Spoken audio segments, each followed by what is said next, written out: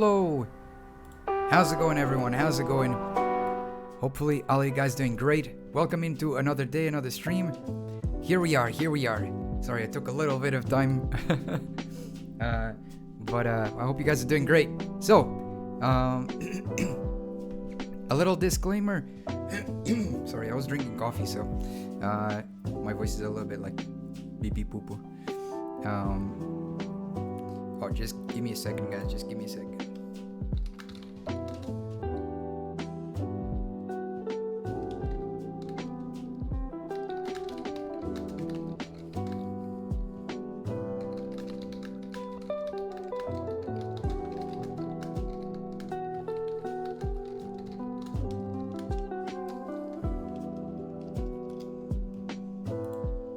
Oh, there you go. There's Mike. How's it going, Mike? Sorry, guys. I was just replying to Mike. I hope you're doing well. Even though I just talked with you not so long ago. But yeah. Sorry, guys. A little disclaimer. Sorry, I just had to reply. In the previous stream of Warhammer 40,000, in the previous stream of Warhammer 40,000 Rogue Trader, that you're on. Oh, thank you, I appreciate it. I knew I forgot something and I couldn't remember what. I was like, I feel like I forgot something, but oh well. I don't know. Maybe it's nothing important. I don't know. But no, I forgot. Thank you, Mike. I appreciate it. I completely forgot about that.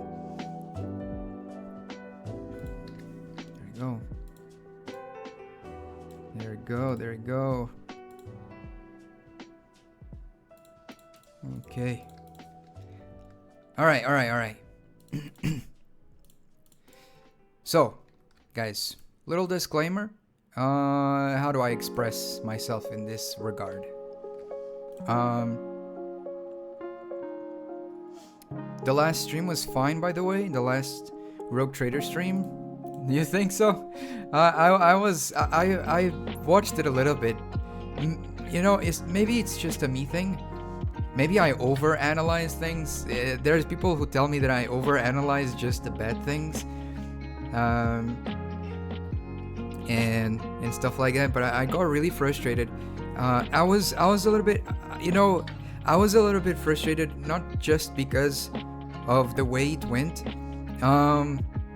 Like the story, it's not even that it was just a little spark to add to something that it's the fact that I felt bad because even though I was playing, I had the constant thought in my mind that I told you guys that my streams are gonna end soon, okay?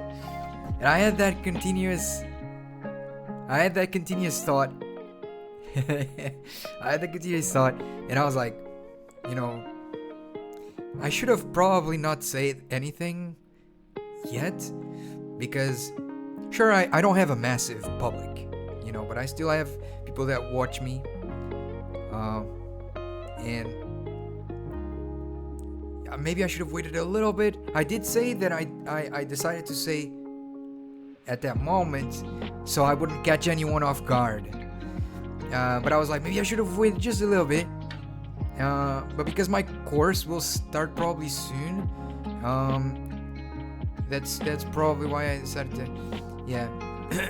but the thing is, hey Ishan OP, welcome in. It's your first time here. Thank you for dropping by. I appreciate it. I hope you're doing really well. How's your day so far? Sorry, I was just in my train of thought. Anyways. Good. That's nice. I'm glad to hear it. But yeah, I had that constant thought. Thank you for the follow. I appreciate it. I had that constant thought of like, maybe I'm worrying people because I said I most likely will not be able to stream starting next year anymore. But guys, I don't know how things will be, right? It's just what I think it will be, but I don't know. It's not a goodbye, just that the future isn't certain. We understand. Yeah. It's not like I'm gonna say. It's not like as soon as next year start or as soon as my course starts that I will end it right away. There might be, who knows, maybe I'll squeeze something in during the weekends. I don't know. That's another thing. I don't know my job time. I don't know how long it will take. Because I hear that a lot of people are saying that it's not a normal 9 to 5 job. It has a lot of hours. So that's why I was like, yo, that's not gonna allow me to stream at all.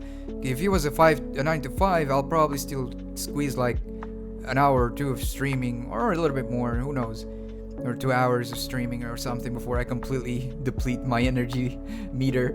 And I'll still, stream a little bit. But I don't know. I also, I hear from people that this kind of job is not a 9 to 5 type of job. There's lots of shifts. So it's very complicated.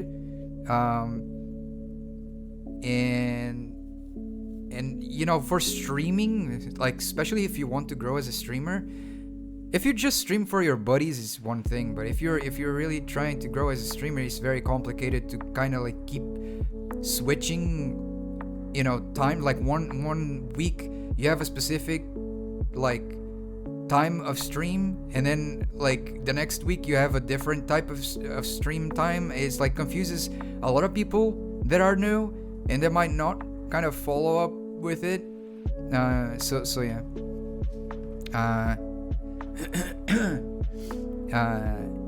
But yeah, I don't know, guys, how it will be. I can only go.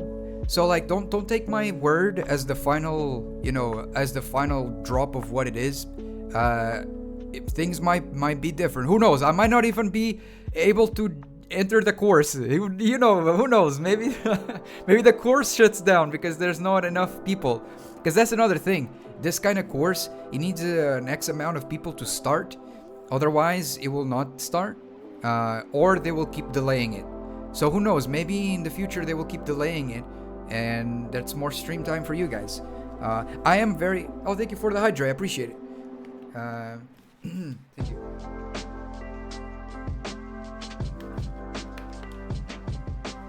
Thank you. 9 to 5 jobs are hard enough as it is. I guess for me it's not as intense because my very first job and all the ones that followed, they weren't that many, by the way. It's not like I'm super experienced. But my first jobs, they were all like you would start at like 8 a.m. you would end up at midnight or 3 a.m. every day. So like you'd only come home to sleep really. Yeah, other than that you'd keep working. So there's no actual time for yourself. That's why it was difficult for me to kind of like getting them, my head in the right place to search for jobs for some time, because fortunately I do have my parents. My parents, I say my mom and my stepfather, I do have them, and they're able to support me. And as embarrassing as it is, but I feel like there's a lot of people in the same situation as me. But it's just very complicated nowadays, especially here where I live. I don't live in New York. I don't live in the US. I live in Portugal, and even though there's lots of people who are doing really well here in Portugal, it's not a country with lots of opportunities for creative people. And if you want to pursue creative roles, you need to go for the main cities. And the city where I live is not a main city at all. So it's very complicated. So you just need to work with whatever you find, really. So yeah. Are you Nagi from Blue Lock? I don't know what Blue Lock is though. But it's funny because I always find it really funny that a lot of people always ask me if I'm Nagi from a specific anime they've found. I find it really funny because that shows how many Nagis there are. So people are like, are you Nagi from this anime, or are you Nagi from this game? I find it really funny because I was like, that's funny, like people know like so many though. Like both of you have the same white hair. The soccer anime? Oh yeah. I saw that anime. No, I didn't see the anime. I saw the character. And I was like, that's wild. The dude is called Nagi. He has white hair, and his player number is 11, which is my favorite number. Dude's took everything. No, I'm joking. It's just insanely coincidence. But no, it's not from Blue Lock. My nickname Nagi Seshirai is from an anime. Like when I was, you see, I've told this many times, but when I was a little kid, player number 11 is Rin. Really, I thought I saw 11 on his shirt. Maybe I misunderstood it. I don't know. My bad then. Anyways, the when I was younger, I used to watch a show, like an anime named Mermaid Melody, and there was a character that I really liked there, called I think her name was Hanon Osho or something like that. I can't remember her full name, but I think it was something like that, which was the blue. So you see, you guys are familiar with like Sailor Moon, right? Where all the different girls have different color schemes, right? There's the pink one, there's the blue one, there's the green one, so Mermaid Melody is kind of like that. It's a very girly anime, very romancy anime as well. And all the mermaid girls, they have like a color scheme. You know, there's the indigo, there's the orange, there's the, pink, there's the blue. My favorite one was the blue one,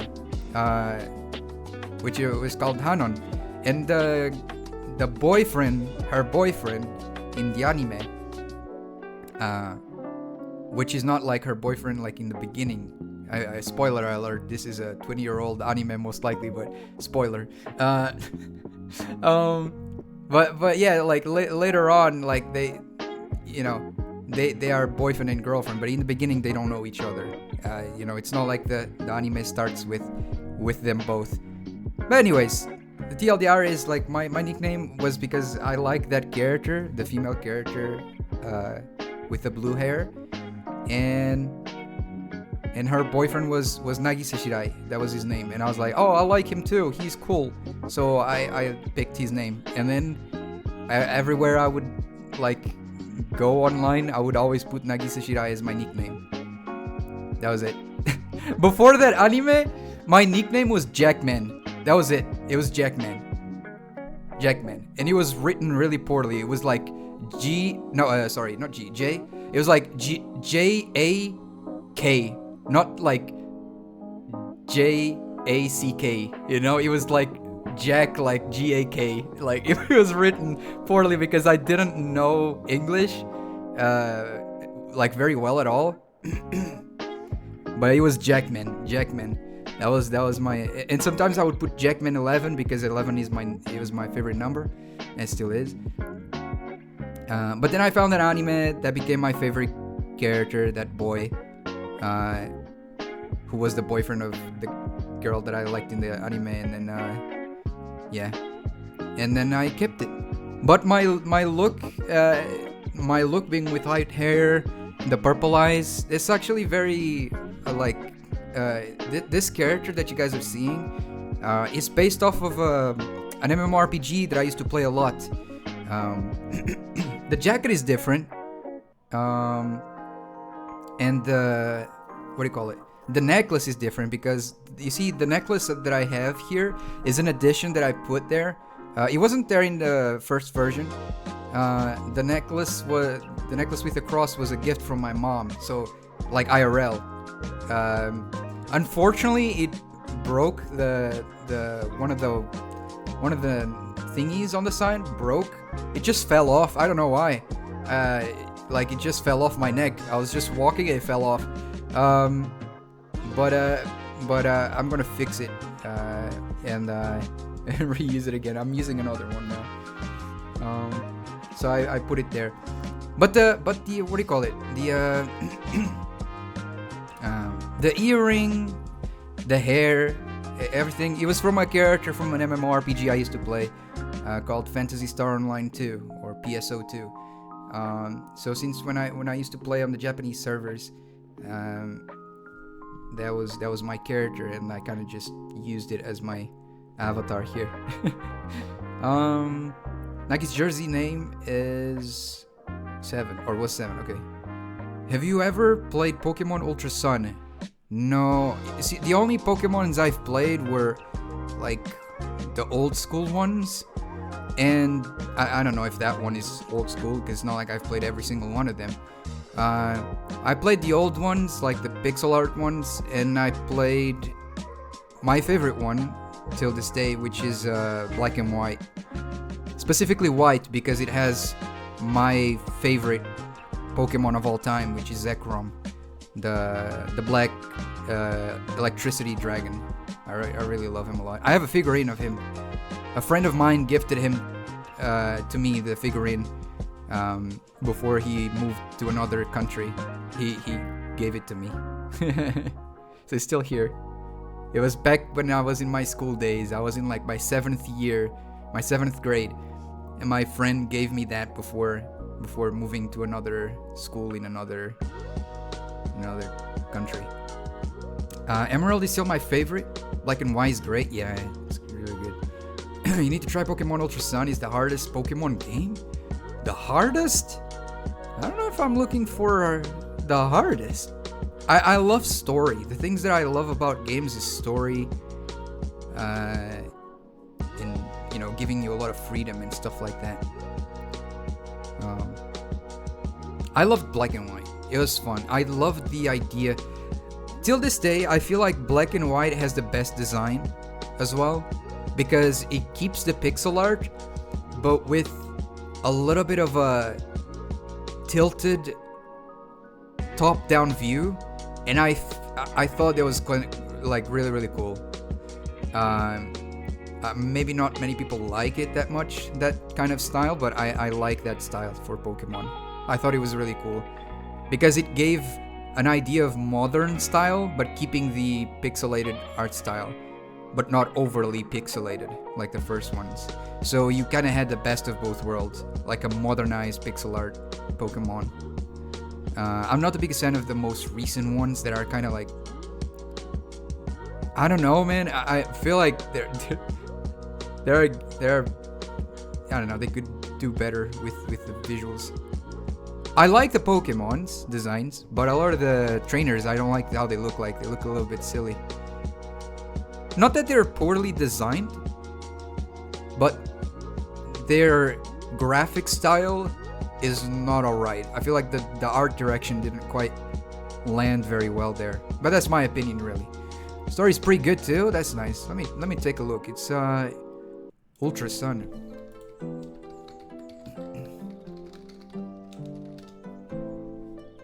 Whoa, yo, that whatever that Pokemon is, which I don't know, which is in the cover of it, looks really cool though. Kind of like gives off Necrozma vibes. It kind of reminds me of Necrozma. That's pretty cool. It's Salgalao. Salgalao.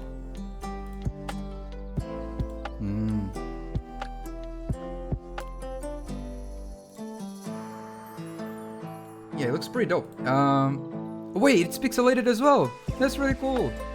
Unless, I mean, it is kind of, it is still different, but they kept the pixelated style. That's very interesting.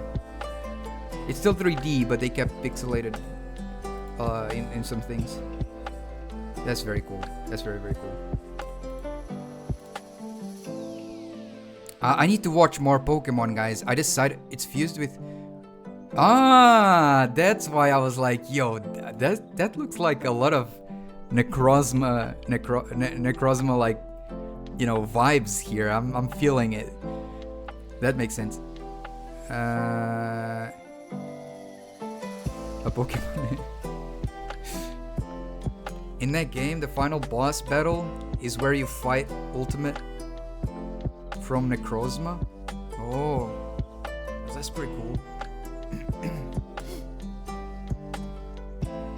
All right. All right, guys. I'll do the singing. Since Mike asked, he redeemed the singing. Guys, I'll do the singing. And then after the singing, we'll continue our playthrough of what do you call it? Of Warhammer 40,000 Rogue Trader. Okay. I'm actually still shocked that people find me in the just chatting category, even though it's the most watched category. So my stream is like buried in the sea of streamers. Like, how do people still find my streams, man? That's crazy. Maybe they find it through the tags or something. I don't know. Necrozma is a character that I really like as well. Your avatar is handsome. Thank you.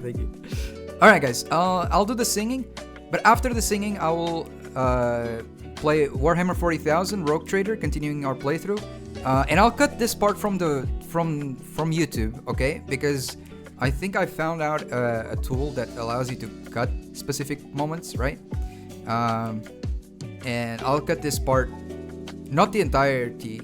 You know, I'll leave this intro because, you know, I don't know, maybe some people like the intro, where it's just us vibing, but I'll cut the singing part to not get any DMC or anything like that. All right, here we go. Let me put the microphone on.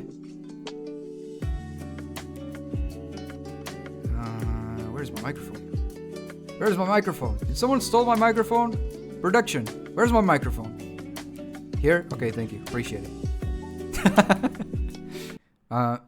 For those watching on YouTube, I had to cut this moment of the singing. I had to cut it off because, you know, YouTube doesn't like people singing other people's music, and other people don't like other people singing their music. So, not saying that Taka doesn't want me to sing his music, but, you know, copyrights exist. So, all right. So, let me see.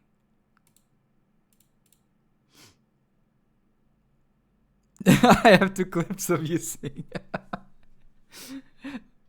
I appreciate it. I hope you enjoy it.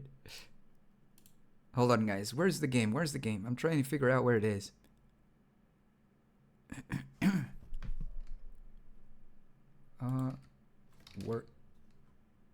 Warhammer. Ah, there you go. Found it. Because I have some games in my Steam library with war in the name, so I'm like trying to figure it out. Your singing was peak like One Piece. I appreciate it, man. That means a lot. Thanks a lot. I appreciate it.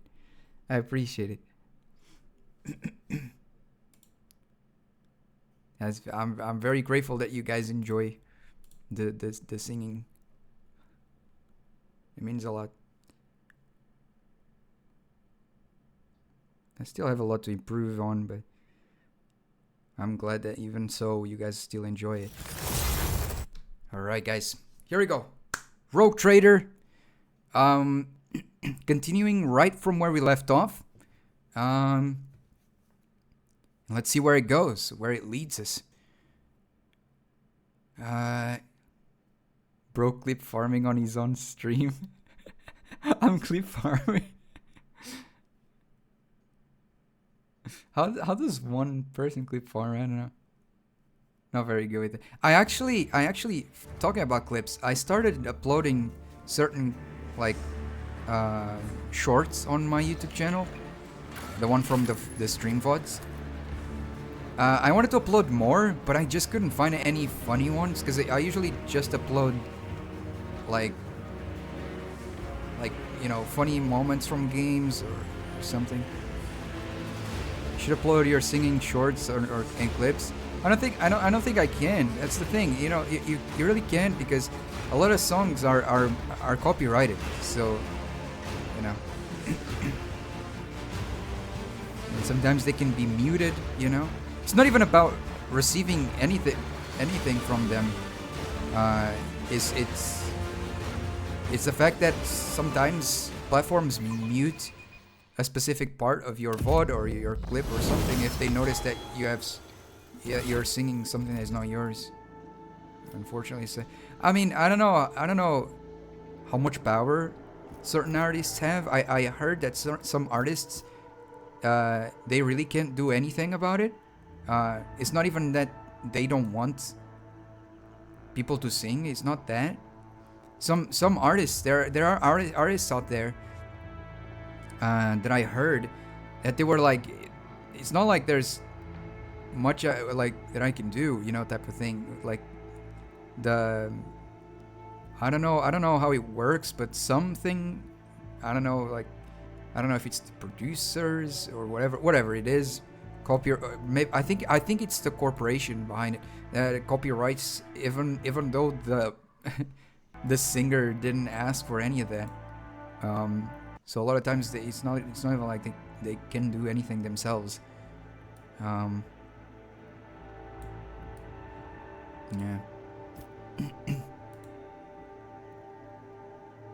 But some do copyright it. I personally, if I have control over my songs and stuff, like my own songs and stuff like that, I don't want to copyright anything. If in the future I make a song and I publish it, and someone gets copyrighted for singing it, I hope that can be solved, because I either I don't know, something happened that it was not under my control, or yeah, I don't know then. Because I really don't care. For me, if I made my own music, heck, go sing them. If like, just the fact that you love my music is already awesome, man. You're not taking anything from me, really. It's not like you're taking my house or my income. I get my income anyways if I'm a musician. So I don't know. I think it's a little bit greedy if you ask me, though, from certain companies, though. But yeah, I was jump while you were singing. Do you watch Poke Player? No, I don't know what that is. Go sing songs for movies or something. Because I wish it was easy, but you know, I once again, I live in Portugal. There's not that many opportunities for this kind of stuff. There are singers here in Portugal. I'm not saying that. It's just not everyone, you know, manages to get there. There's many things I just don't know. I just don't understand. I'm trying to learn. You can go to America, bruh. Yeah, guys, it's if it was that easy, guys. I don't have that much money. Sorry to break it to you, but that's the reason why I'm gonna go to work. But I appreciate you guys thinking that it's worth, you know, that what I do is worth. I appreciate it. It means a lot to me, truly. I live in India, but my relatives live in Portugal. Oh, that's really cool. That's really cool. Yeah, there's a lot of people from India here. Yeah, not a lot that I've met or anything like that, but yeah, there's definitely a lot. There's a lot of people from all over the place here in Portugal. Yeah. Sometimes I wonder to myself, why do people move here? Because it feels like this country doesn't have as many it's not like the country is bad, it just doesn't have as many opportunities compared to other countries where other people are from. Like, I saw people moving from Japan here, and I was like, why are you here? Like, I understand if there's a loved one here, but just simply because you want to? Isn't Japan way better? Like, way more advanced and more opportunities there? Or like, why do you decide to, you know? I guess some people just like the thrill or the adventure, or I don't know. Or I guess everyone's different. Yeah, that's fine. I'm going to save 10,000 channel points just to get you to sing. Thank you. Alright, hold on. I keep getting stuck. Oh no.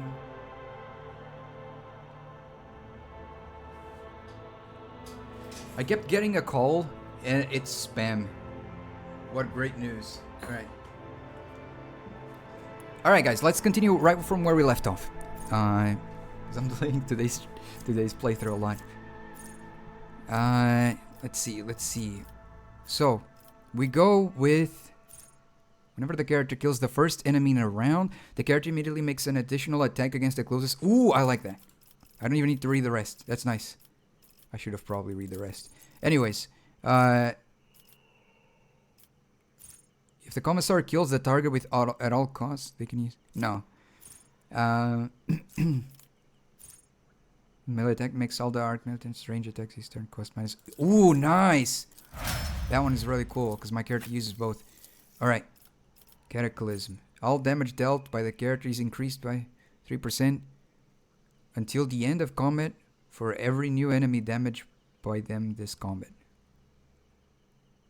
Plus 3% until the end of combat by every new enemy damage. That's confusing. I don't care if you call this glazing here. No. I can't take that title though. I appreciate it, but I can't take that. That's wild, guys.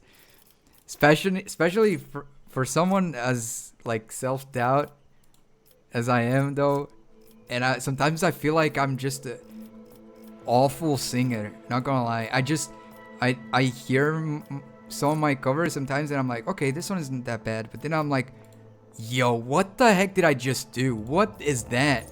That is disgusting. Yeah. No, but I appreciate it. That's really kind. I appreciate it. So the character's deflection is able against a single target attack. Unbreakable will. The characters gain... no. Unstoppable. The character becomes immune to all effects that reduce their movement point. Oh! Yeah, let's go. All allies excluding Xenos in the current party gain plus 5. Same character is... no. Blood Haze. As long as the Arc Militant has killed at least one enemy with a melee attack this round, the Arc Militant gains... No. Devastating attack. Also reduces the target's armor by... Some of these are... They have a lot of... Like...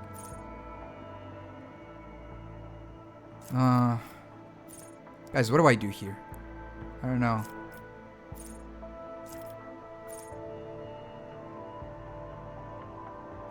Flash. Oh, that's cool. It costs less. The wildfire.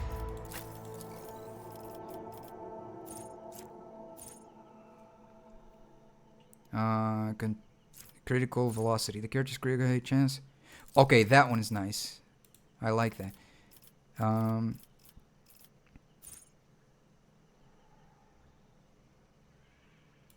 Sure.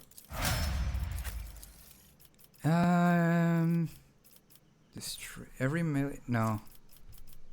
Eager subordinates. And allies take actions on extra turns given by the character they deal... Nice. That one is nice too. Spends tactical advantage stacks on abilities that critical damage dealt by them. No. Let me try and find something else. Oh, that's really cool. That helps everyone's reloading their weapon when they're close.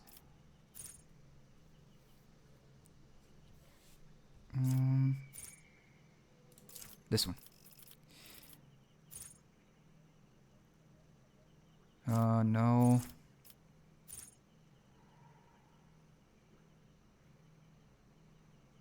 No. Dawn of Victory. I will tell all my friends about... That's really sweet. I appreciate it. If you think it's worth it, I appreciate it. I hope they enjoy it. Grenades and medkit cost less. Nerves of Steel. They gain one more. Whenever the Master Tactician or their allies lose momentum, they lose.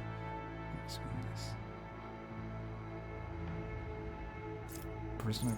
Every enemy killed by the Master Tactician increases the Master Resolve. It's nice, but I don't know.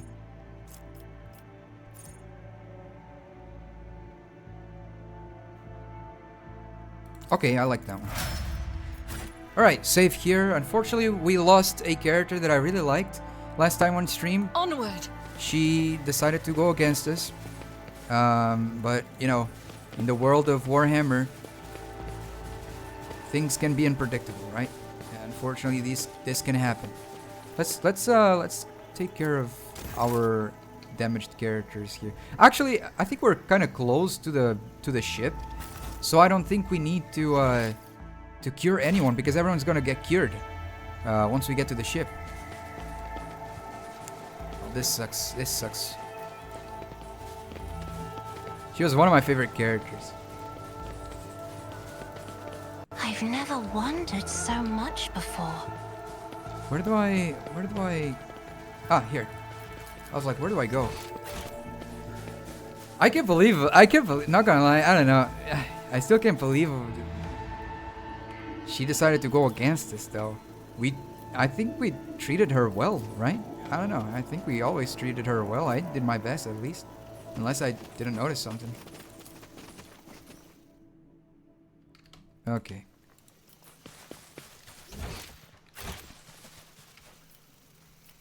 To the Von Valencia's shuttle. But that's where I... Isn't it here that I pressed?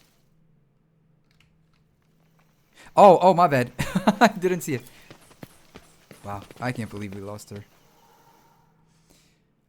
Alright, but we can't dwell on that. She made her choice. We made ours. It is what it is, man. Now all we can do is just move forward.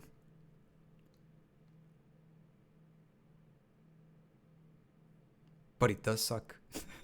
She was so cool, man. Anyways. Okay.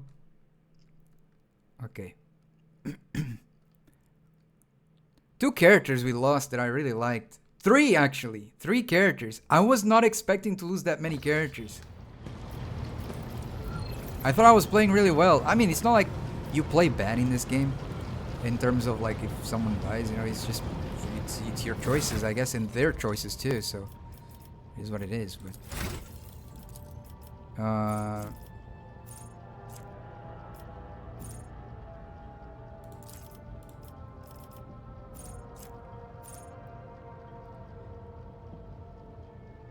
Okay, this one.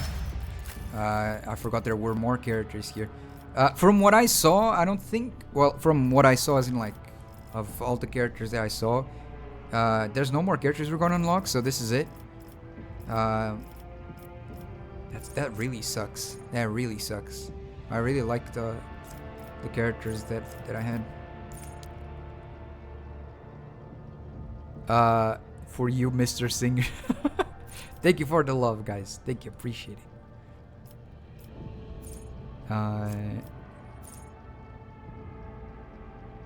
Yeah, that one's nice. Steel of the Forge. No, he's not wearing heavy armor. Yeah, that one's nice. I think I'm going with... Yeah, this one. No, wait, it was Firebrand was there.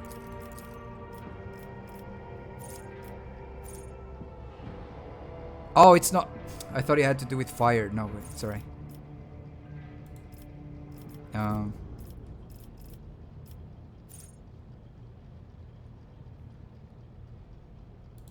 That one is nice. That's a no-brainer right there. Alright, save. Alright, we saved. What else can we do? Guys, I think I'm gonna try and talk with the characters, see what they're gonna say. I don't know if they're gonna say anything to the fact that we lost someone. Greetings. Argenta seems unbothered. Lord Captain, your ship sports a multitude of peculiar colors. It is most exhausting. Oh, well, what happened? Too many... She's saying the same thing as before. Too many colors. Is there someone trying to, like, evade us or planning something? One time I lost a legendary Pokemon in Pokemon Emerald. Oh, my lord. I've counted this story I've told this story before many times on stream, but I used to, back when I used to play Pokemon, I don't know which one it was. I don't know, I think maybe it was the one. I think it was probably. It's not Pearl. Maybe it was Diamond. I don't remember which one it was. But there was a Pokemon game from the old ones, and I didn't know what to do next because I didn't know English and I didn't know what else to do. So I just kept walking around like this. Like this. I just kept walking around like this on the grass. And I ended up finding Arceus. And then I captured Arceus. It was really funny though. I was like, hello? It's just here? I don't know. Yeah, I was just walking on the grass. Just on the grass. On the grass, just going like this. And the dude just spawns there on the grass. I think it was Which one is the one with? Hold on, let me see.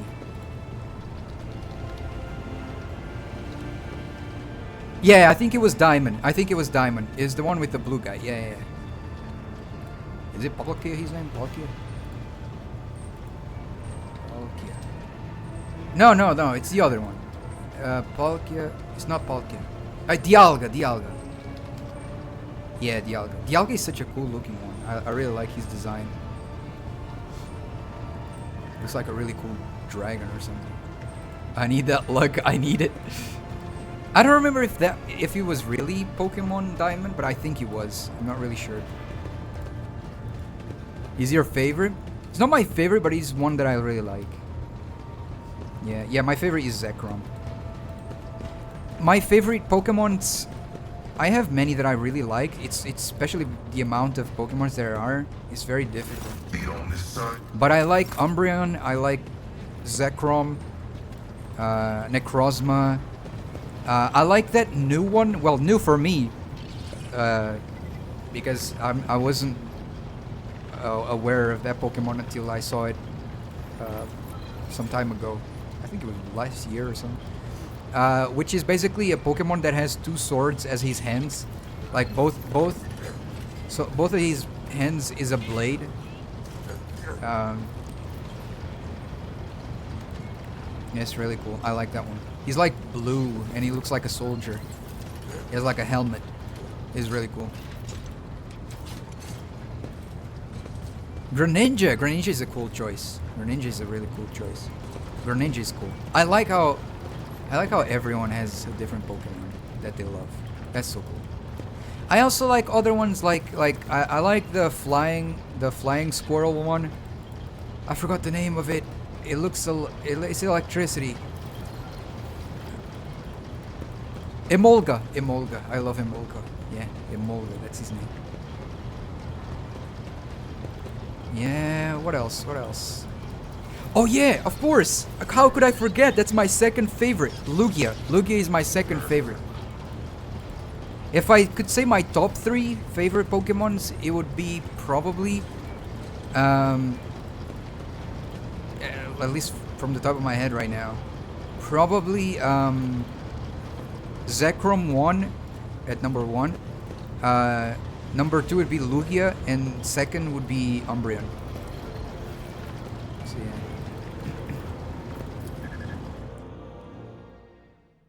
Are you going to play Pokemon Legends ZA? I don't know that one though. Maybe I'll probably take a look at it. Most of the Pokemons I know are from Pokemon Go and the series, really. I am trying to watch the series from the start till the end. I'm still on the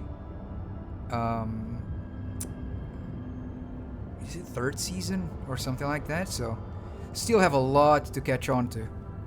Catch 'em. Anyways, that was a bad joke. How do you have 2 second favorites? Second favorites?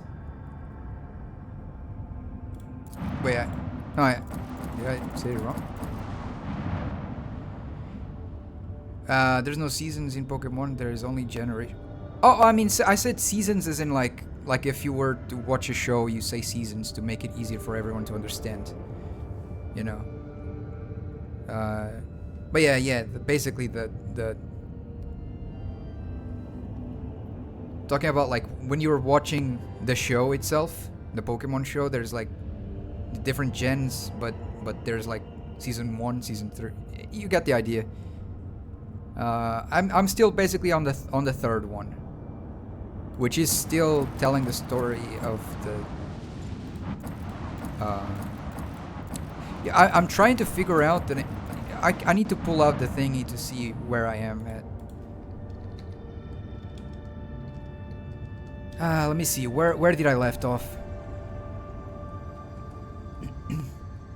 But yeah, you are right. They are generations. I'm at Generation 2. The Johto Journey, I think. Which is basically Season 3. Because even though it's like Generation 2, Season 1 has...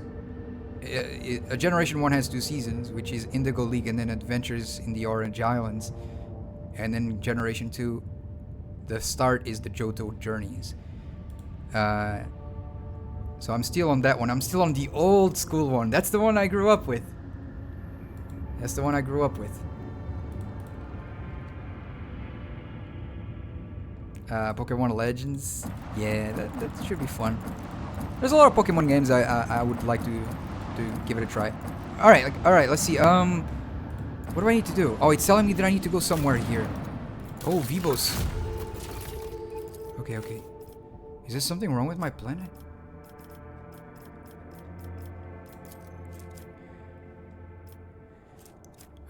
Let's see. I think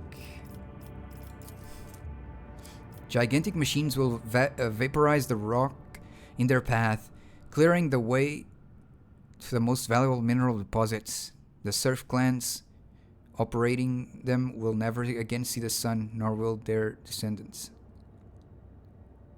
Underground workers. What the heck? Why do you make it sound like it's a good thing, but then they will never see the sun? They're going to give Greninja Mega Evolution? Oh, interesting. Guys, I think I need to leave this. Let me check the missions. Explore Quetzaltemur.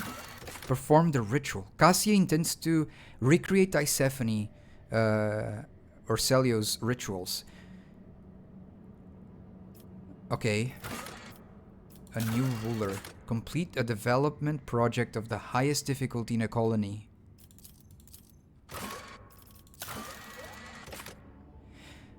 The Lord Inquisitor is not seeing any visitors on account of being preoccupied with matters of import. However daring it may sound, his lordship has no other way of meeting with Kalkazar other than by waiting to be summoned. Evidence of the homunculus Tervantius' presence has been discovered on Caligus Winterscale's world. The fastest way to reach the homunculus' hideout is by taking the ship along a parallel around the southern hemisphere. The officers have already added the approximate coordinates to the hololithic map of the planet. But where is that? I don't know where it is. Oh, wait, it's marked here. Port of interest. It's marked here. The laboratory. Okay, Idira says, you can hear the anxiety in her voice, even over the Vox connection. Lord Captain, we found it. The door is so close, I can practically feel its metal handle in my hand. The voices are whispering over each other in both my ears. I can barely make out what they're saying. Please, take me with you. They keep telling me I won't get another chance, and I believe them. It's now or never. Okay, very well. We'll go there at once. Thank you, Lord Captain. I'll owe you until the day I die. You can hold me to that. Well, Door, I'll see you soon. There, Door. You can play Pokemon Soul Silver and Heart Gold. They Gen 2 games. Oh, that's cool. Yeah, Black and White was my favorite. I really loved that one. Wait, isn't there like Black and White 2 as well? I've never played that one. But since my favorite one was Black and White, I should probably give it a try. I don't know if it is as good as the first one. But I heard that there's Black and White 2, so I'm curious. A job for me. But it would be cool if you could transfer the ones you had into this one. Can you do that? I don't know if you can, but it would be such a cool idea if you could transfer the ones you had in the first one to the second one. That would be so cool. Yes, you can do that. Oh, sick! Wait, that's awesome. That's awesome. So shall it You can be. attempt a noose lock. What? A noose lock? What is a noose lock? I'm not much of a challenge One and it's guy. done. I like to do just a regular playthrough, you know. Alright, here we go. Here we go again. Yes. Okay, I'll put my character down here.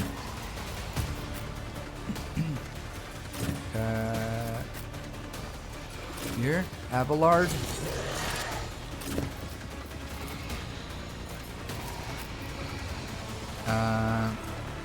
Here. And she will go... I don't know, man. Here. In this you have to name your every Pokemon you catch, and if a Pokemon faints one time, it dies, meaning you cannot use it anymore. Oh, damn. Yeah, that is tough. That is tough. Dare you! Help me, Lord Captain! Hold on, it's not my turn yet. No! These ruby flashes are choking. No, man. No, she's nearly dead. They're targeting her so badly. Okay, okay, I can go there. I can go there. Zoom. Okay. I will do this. Damn, that's barely no damage. Barely no damage. Yeah, okay. And now we do this. I'll show you why Heck yeah. navigators are feared. And now we go heavy strike or reckless strike. There we go. Okay, okay, okay. It's not over yet. We go with devastating. Let's go. Let's go, let's go. And we do... At all costs. Bam.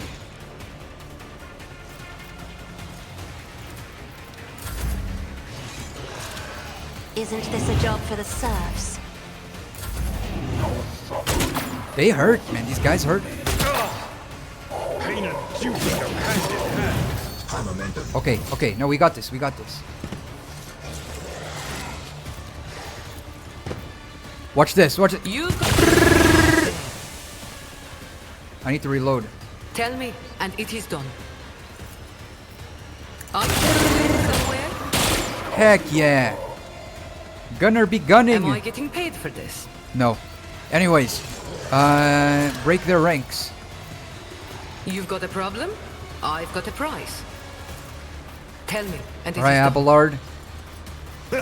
No matter the Go cost. for it. Go for it, Abelard. Go for it. Kick his butt. Destroy him. I will target well struck. It worked. An exemplary Let's strike. go. At your Oh my ready. gosh. Let's go, Abelard. Kick his ass. Oh my lord. Dude's destroying him. Wait for it. Wait for it. Okay, Jai. Over there. Brace for impact. Jai. Run over. No, oh no, that's Argento. My bad.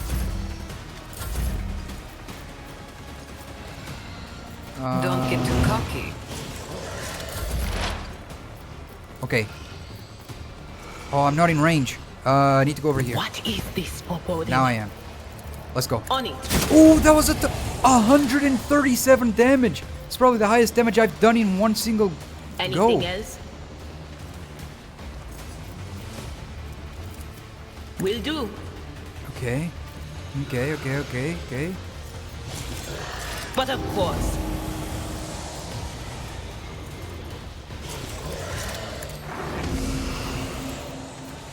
I'm not so sure. Oh, rip. Okay. We go with this. Doubt. Nice. I want to do wildfire. As the Emperor commands. Taught you to fight like this. It's okay, Abelard. All's good. Run and gun. I'll do it. Rejoice in battle! Slice him. Nice. I've suffered worse. Slice him. Let's go, Abelard. Alright. I'm not accustomed to being ordered around. Heavy strike, heavy strike. Bam. It's me again.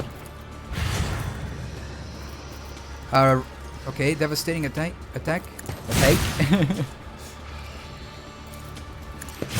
Ooh, let's go. Bye-bye. Okay, next one. You're dead, buddy. You're dead. Just wait for it. You're dead. The navigator is coming. If I Bonk. try to die with grace, at least. Why are they up here? Bro, I'm gonna snipe you. Never mind, I'm not gonna snipe you. This time!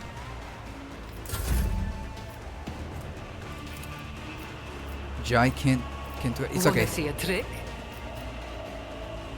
Can I snipe this guy? No, I'm still far away as heck. Endure... no. This one. Reckless Rush. Oh yeah, I can shoot him. Oh, he's dead. He's so dead. There you go. We got them all. Alright. What is that? Oh, it's a new version of that pistol. Okay, damn, now I don't have a sniper. That sucks. You know what? I'll put her as the second sniper then, I guess. No, I can't do that. I will go as the sniper. Do I go the sniper? You go the sniper? Do we play sniper? But then I can't use a revolver.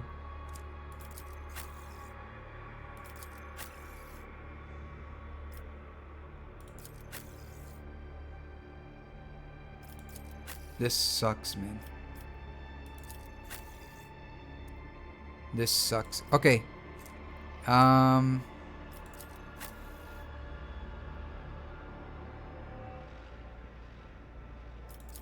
guess we don't go sniper anymore. All right.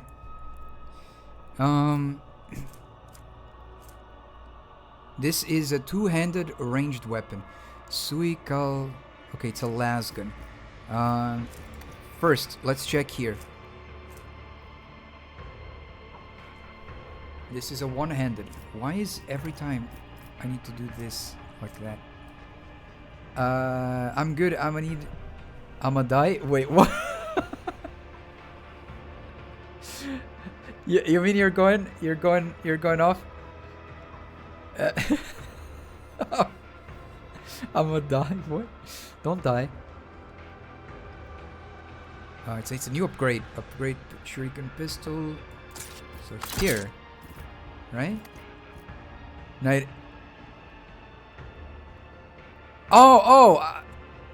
It's a song. Wait, isn't it "I'm blue, abadid abadai"?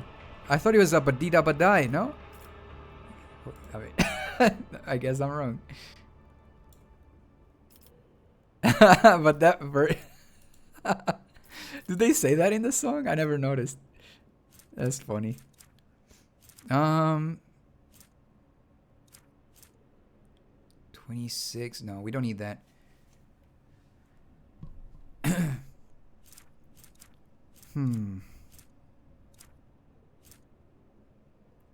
Talking to you is like talking to a friend. Oh, that's really wholesome. Thank you, thank you. I appreciate it. High of Hekaton. That's the one she was using, wasn't it? Damn. Can't believe we killed her.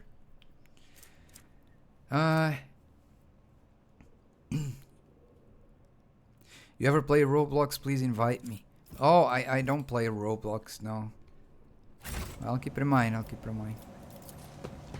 A minor setback. Yeah, not my type of game.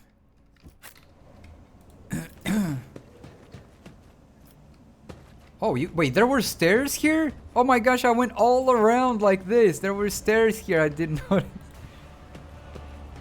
Been playing it for 5 years now? Damn. long time. That's dope. That's dope. Oh, let's use logic here. Nope. My pleasure. Not gonna lie, guys. Of all of the Owlcat If games, such is the Emperor's will. this is probably the one that I hated my playthrough the most. Not the game, but like the playthrough. Man, that sucks. I lost... I mean, in Pathfinder Kingmaker, I also lost characters. But... I don't think, at least that I remember, I don't think I lost the characters that I like the most. Looking for a hidden cache? I could be wrong, I don't remember. Can play Squid Games on Roblox. Oh yeah, my niece showed me. I don't think she's aware of what the Squid Games is, but she showed me on her phone. Like, she showed me cause she plays it on her phone. It was really funny seeing her play. It's funny. When I first talked with my niece, she's probably like 6 or something like that. When I first talked with her, she was super shy. My family was like, give your uncle a hug or give him a smooch on the cheek or something. And I used to say like, no, it's fine. She doesn't want to. Don't force her, And they were like, oh, but she needs to get used to it and stuff like that. I'm like, yeah, but don't do that. She's, she doesn't want it. If she feels like it, she will approach me, And now every time, like, my sister says, oh, we're gonna go to grandma's house, and uncle is there, and then she gets all excited, like, oh yes, I'm gonna play with my uncle. She gets all excited. It's so sweet. She's really sweet. And sometimes the first thing she says is like, uncle, here. Like she points to the couch. Here, sit here. Watch me play the game. I'm like, okay, I'll watch you play the game. My lord. That happened to me. Yeah, it's really adorable. Idira stares intently at the solid wall in front of her, shifting from foot to foot and biting her nails. Okay. The wall looks like an ordinary plasteel and rockcrete surface. No difference from any other in here. Lord Captain, this is it. The place from my visions. Even the scratches on the walls are the same. Except for one thing. She points on the wall. That's where the door is supposed to be. The one I keep opening in my dreams every night. I've seen this moment so many times it feels more real to me than I am. My visions couldn't have lied to me. Okay. How is she getting visions? Basically in this universe, there's magic, but this is complicated. Explaining the world of Warhammer to people. And there's magic, but it's not magic in the sense of like you can cast it without repercussions. In this game, to use magic, quote unquote, you need to kind of like tap into the like a specific realm, basically. So imagine like going, your brain going into hell just to be able to cast a fireball or to cast like, an ice sword or something like that, or a shock or something like that. So every time these I hope I'm explaining correctly, but the psychers, which are the ones that use magic in this world, they need to tap into this realm called the Imperium, which is a place where souls and stuff like being a psyker must be psychotic. Yeah, so like doing magic in this game means you will have to also like see things you will not like and stuff like that.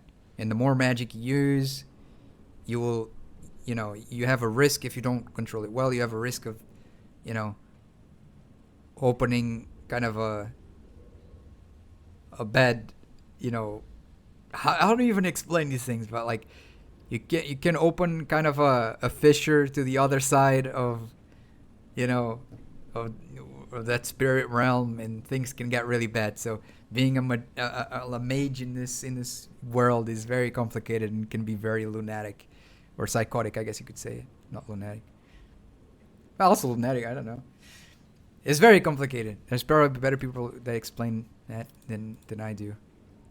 But basically, in short version, you know, being a mage in this game means you will see some things that can end up making you crazy, and talking to spirits and whatnot, or them talking to you. Let's see. Then you should trust your feelings. Go ahead, try to open it. Open a door that doesn't exist? The things you say sometimes, Lord Captain. Well, it wouldn't be the strangest things we ever done. Oh, what a warp. What have I got to lose? Here goes.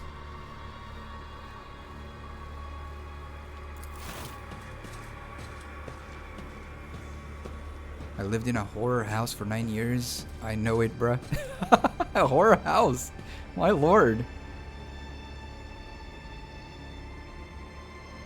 I'm not laughing at you. I'm laughing at the way it was described. I hope it was not... I don't know. I hope it's nothing too dark. Idira steps closer to the wall and reaches out towards the non-existent door. As if in a trance, she clenches her fists, her fingers, as if gripping an invisible handle, and slowly turns it. You hear a click. Oh, what? Yo, this in a tabletop RPG would have been. I need to write that down. Write that down. Write that down. Yo, that's such a cool idea. Imagine the player goes like, okay, I'm gonna pretend to open an invisible wall, and then the DM is like, you hear a click. Oh, that's so awesome. Dude, you're like, what? It actually works? What the heck?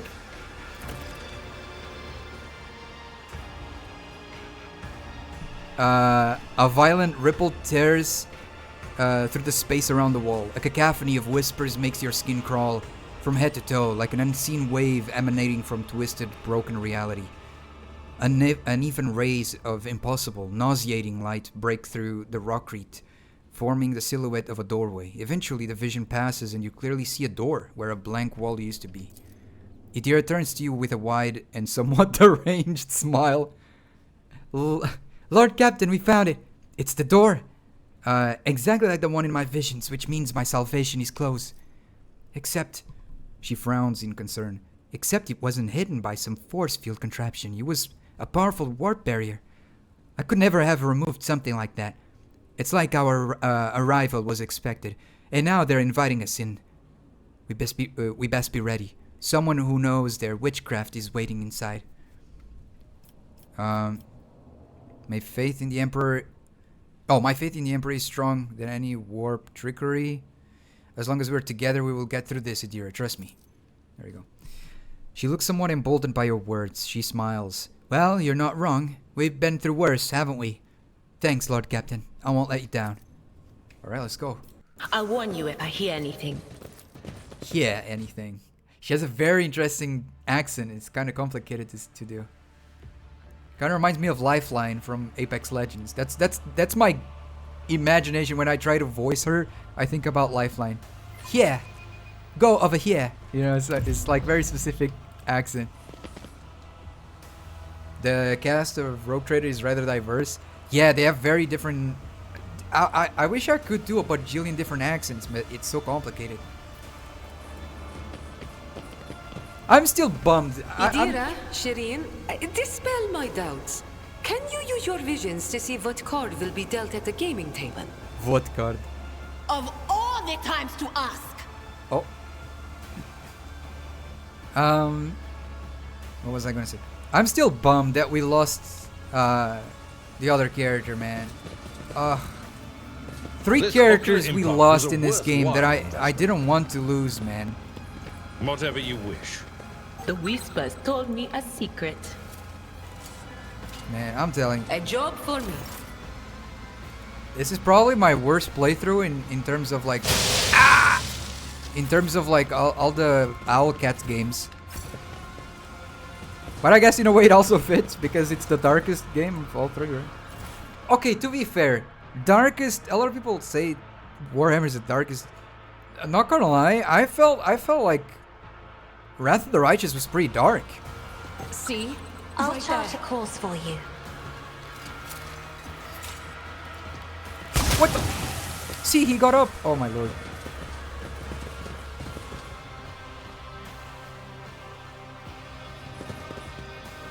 Navigating Warhammer 40,000 is, well... Yeah, you see, like, I got so bummed because, like, that's what I would have said. Like, what I said to the other guys is what I've said. And in my mind, I was like, okay, I will say that because... to show them that, hey, that wasn't me, it was my ancestor who did that. But they took that personal. They're so silly. When I saw the ghost, I was staring at it like sometimes when there was dark in the other rooms, I would see some glowing eyes. Damn, that's tough. Yeah, I don't think I ever had like any like ghost happenings or anything like that.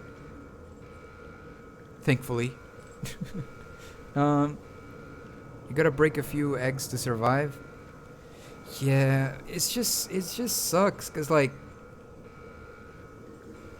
we sure we failed sometimes to save the people she wanted us to save, but man, why would she be taking their side? I was, of all the humans, I was the only one who supported her. Why did she like went against me? I don't understand. Then I was sleeping in the home. I would always hear someone running in metal shoes from the roof. Oh my lord. Imagine it was actually someone there, like trolling you. Holy mo. The best I got that I had a sleeping walking spell in my youth. What? The best I got? I had a sleeping walking spell in my youth. You mean you oh man, that can be dangerous actually, right? The sleepwalking. Some people say don't wake them up, but heck, I will wake the person up. I'll be like, hey. I think that's a rumor that people say, oh, don't wake them up because they can be lost in their dream forever, you know, or something like that. That's BS, man. Come on, wake them up if they're going somewhere they shouldn't and it's dangerous. Wake them up, you know, like hey, let's go, and then you know they're probably like, oh damn, what the heck.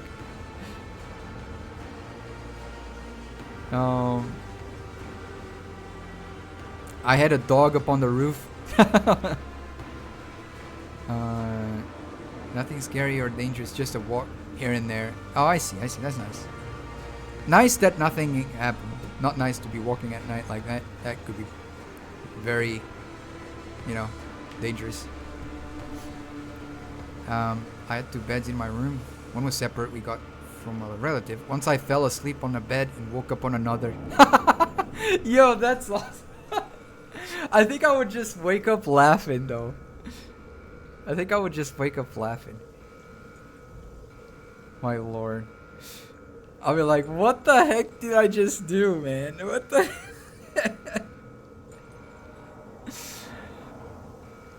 that is funny though. That is the magically transportation. I was just confused to appreciate the situation. No, yeah, obviously you get confused too. I'll be like, what? It is my destiny. I mean, knowing how much I doubt myself, I would probably believe that I didn't even slept on the other one and I just accidentally fell asleep on that one all along. I'll be like, oh, maybe I never really slept on the other one. It's just my imagination.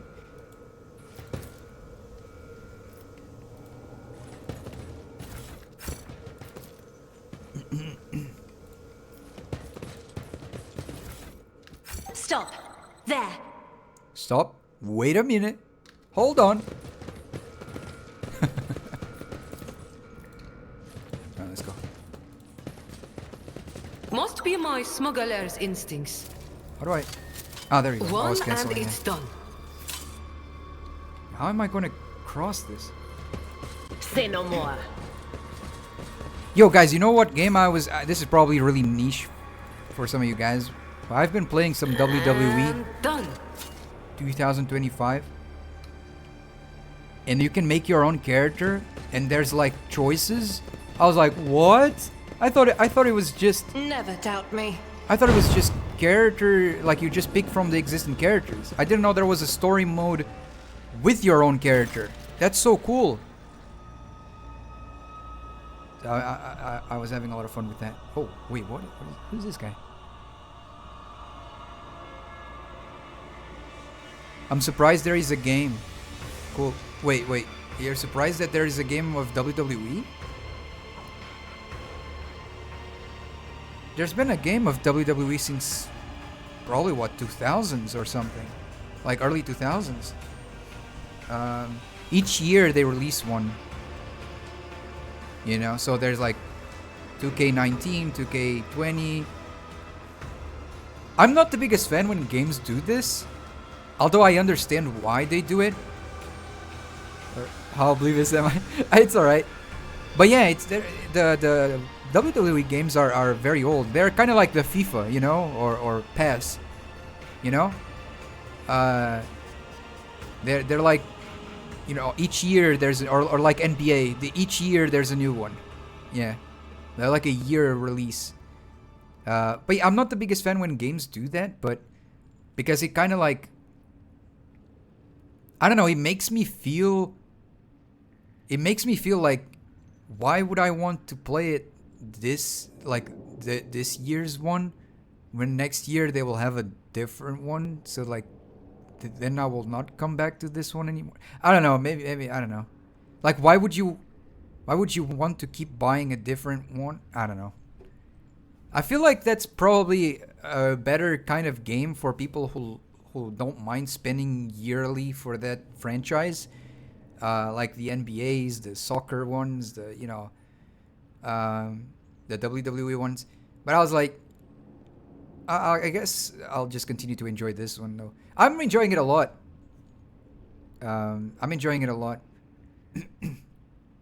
And literally never heard of it. Yeah. There's like throughout the years to update the roster, I'd imagine. Yeah, no, I probably phrased it wrong. I do understand why, even though I don't like that system, but I do understand why. It's beyond just like, oh, it's easy money, you know. It's not like that. I think it's beyond that. It's because these are sports like IRL, right? So yearly, it's not an RPG game. So yearly they update things. Yeah.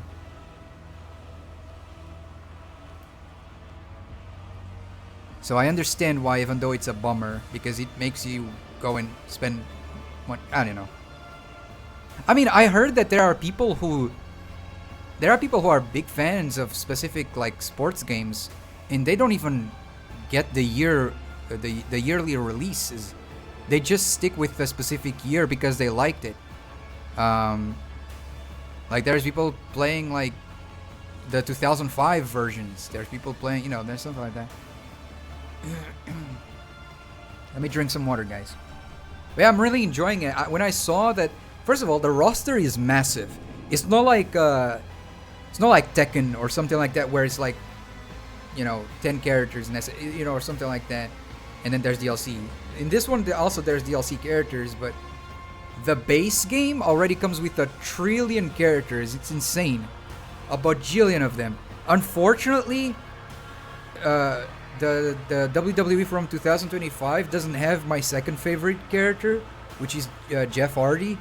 It has Rey Mysterio, which is my favorite one, but Jeff Hardy is not there, which it really sucks. But the cool thing about that game is that you can still recreate Jeff Hardy and other characters that are not there, because they have specific like the customization is so massive that you can recreate the character as if he's an official character. It's insane. And then people can post their characters online, so you can just download them and it becomes a character in your roster. It's really cool. So I do have Jeff Hardy in the game, even though it's not officially, but the person made him so well that it fits. I will say something to you in Portuguese. Yeah, you are speaking Portuguese.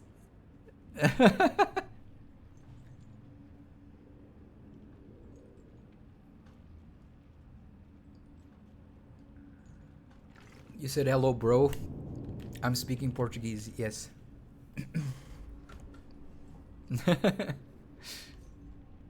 Google Translator works. Sometimes it does. Alright, let's see. You see a contorted, agony-racked Eldari. Or more accurately, something that resembles one. Dozens of scars and stutters cover its face. The signs of its misaligned joints moving under its skin makes your stomach turn, and its singular eye looks devoid of sanity.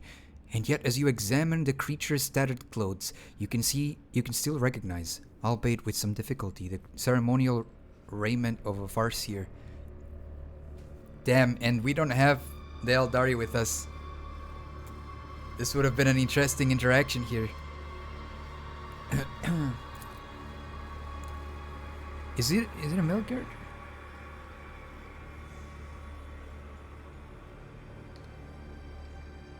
I think it's a male character. I'm not really sure.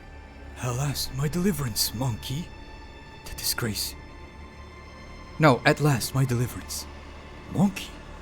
The disgrace. The humiliation of falling at the hand of a lesser creature. Enough. The anticipation of this moment is all that has allowed me to retain a vestige of reason. End me now. Who are you? A hollow shell, forced into servitude.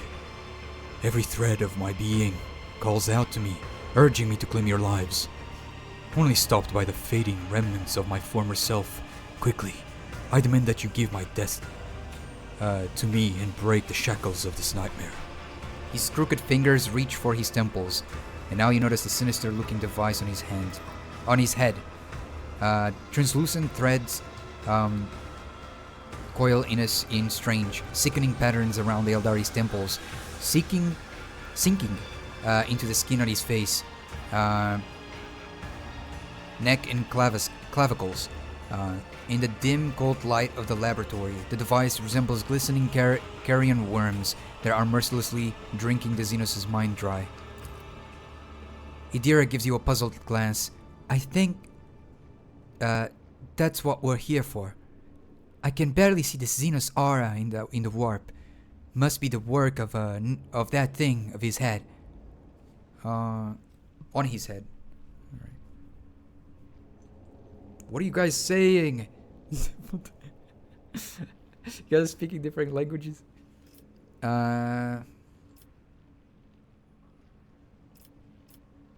I need is the implant on your head. Give it to me and I shall set you free. Sure. He hisses and howls, his crooked fingers tearing his ragged robes apart. It is too late. My mind is poisoned. My soul is marred. Marred? I do not know for what purpose you need this cursed machine, monkey. But if your mind carries a shred of reason, then destroy it along with me. Idira suddenly leans forward. Anger and desperation are written all over her face. Not a chance, Xenos. That thing, that Stifler. It will save my life. You're just weak. That's why you can't handle it. Naive child. You would condemn yourself to a fate of true horror. Heed me when I say there are things far worse than death. What makes this so dangerous? It hides the soul within the warp from the spawn of chaos, without severing its connection to real space. And it slowly consumes the soul. Day after day, the soul erodes and withers until nothing remains but emptiness. Is that right? You certainly talk a lot for someone who's supposed to be empty. Before all this, you must have nerves. No. Before all of this, you must have never shut up. I spent eons harnessing my gift. I guided an entire world. Give me a second, guys.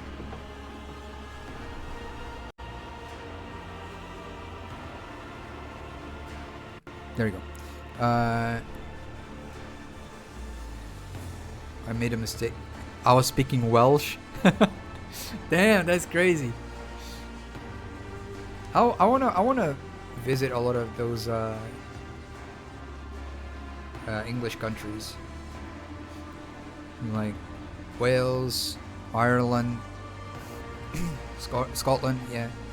Oh my God, my nose. Yeah, that would be cool. I'd love to visit those countries one day. Okay, so she said, my gaze pierced the future, looking epochs ahead, and even I am at my limit, clinging desperately to the meager relics of what I once called my soul just to speak another word. Who gave you the audacity to think you will fare any better?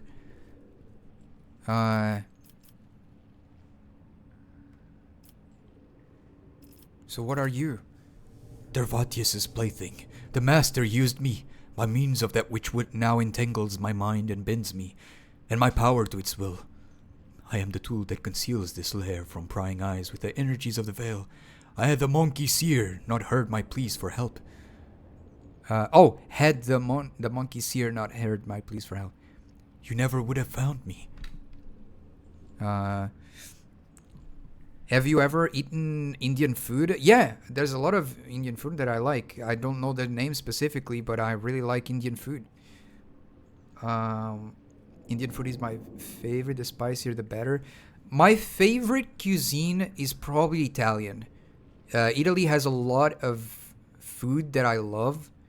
But then, like, there's many others that, like, even Portugal has, like, many great food.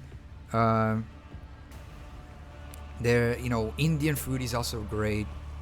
Japanese food, Chinese food. I'm not sure if I've ever tasted anything from Korea, but I don't know. What else?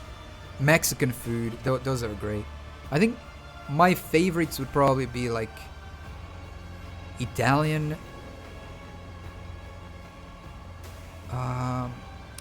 Mexican. I don't know who I would put at third place. Yeah, I really like those two a lot. I asked about India, not Italy. Yeah, I said it. I said it. I do like it. I do like it. But I don't know the names of everything. But yeah, I do like it. Of what I've tried, I liked it. I just don't know the names.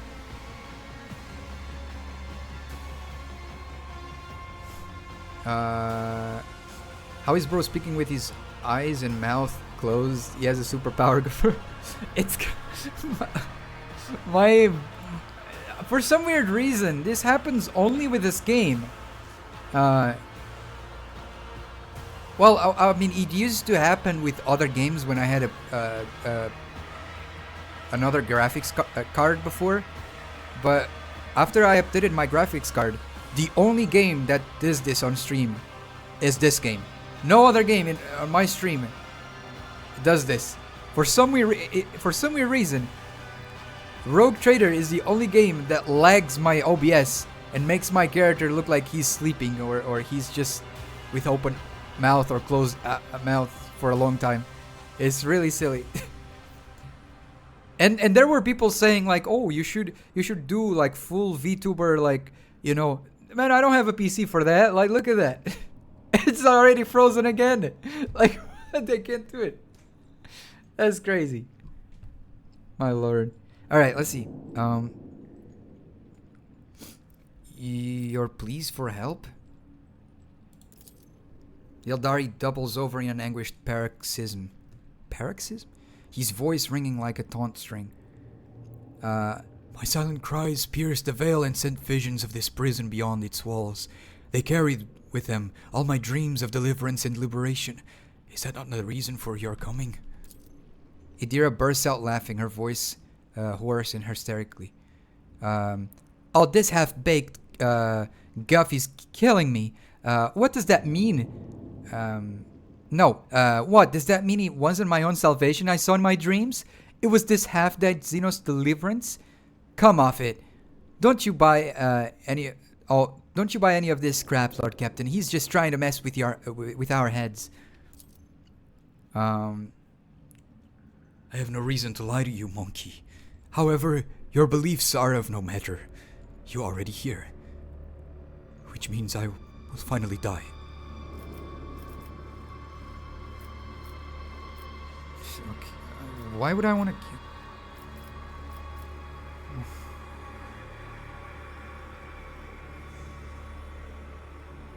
Why would I want? I mean, he clearly wants to die, but.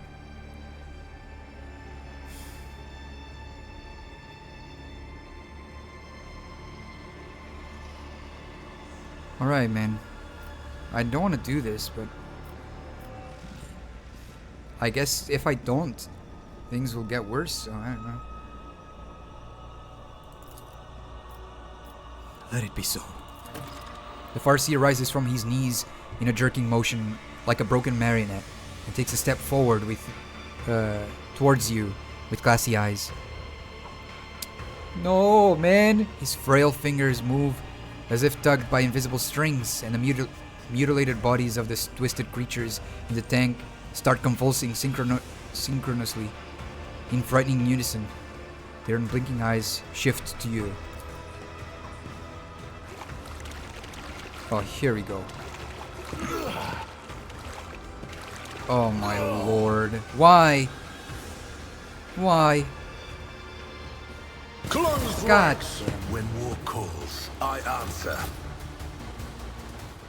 Drained Farseer. First go here.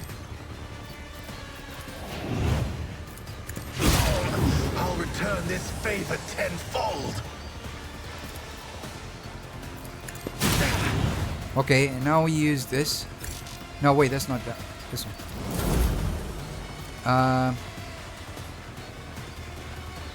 Snipe these guys. I have not failed the craft work. Ooh! Wait, I want that attack. That looks cool as heck.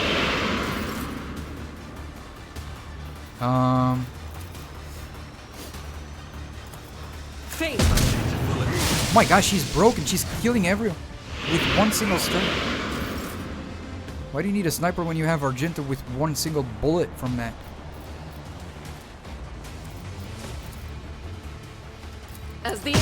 Oh my damages! I'll do it. In thy light I stand, and thy light I crave. Ah, I'm so close! I can't believe it. This is outrageous. Mocking me.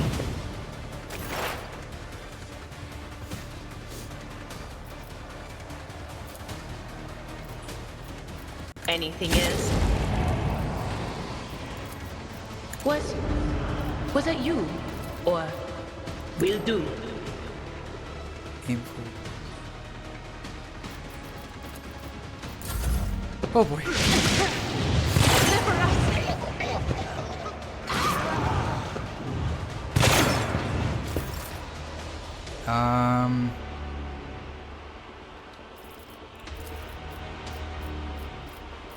Okay, we're about to go crazy here. Watch this, watch this, watch this. I have read tomes of military tactics. Whoa-pow! Another Boom! fun. Okay, I thought I was gonna get more people, but still, I managed to kill one. Voice of command. I'll give that to her. Isn't this a job for the serfs?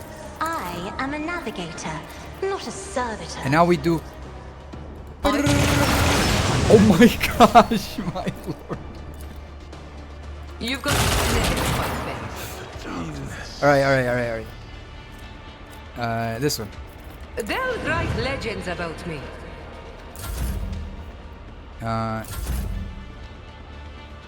Abelard, do your thing. A tactically... Boom! Wait, isn't there like an... I thought I had an attack one. It will be done. Oh well. Nice! Nice counter. My nose is itchy. Alright. I am going to do this. On it. Oh my god, I nearly killed her in one go!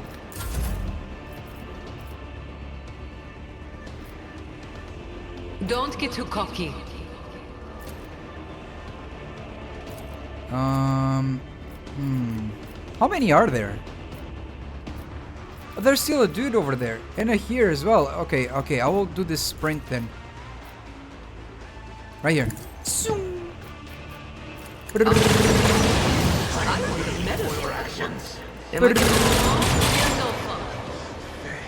Dude, this...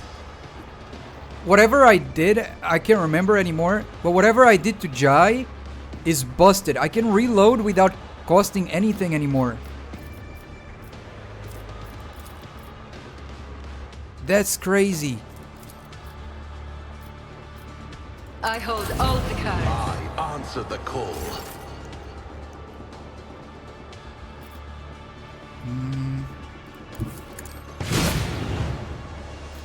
Damn it, I forgot to buff my weapon. Wow, this guy is so screwed. As the Boom! Okay. I refuse. No, no. Doubt is for the weak. Dude, she's broken. What the heck?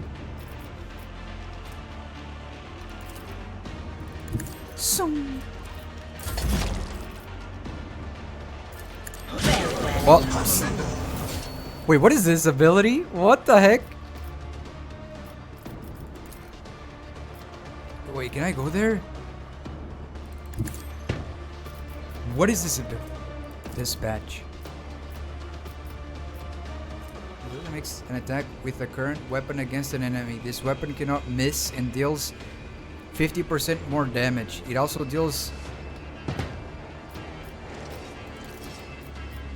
I wasn't in range. My bad, my bad. Too bad then. I'm not in range, so I can't really do... Oh, but I can do this. None will stand against me. Heal my wounds. Battlefields are always drowned in scarlet.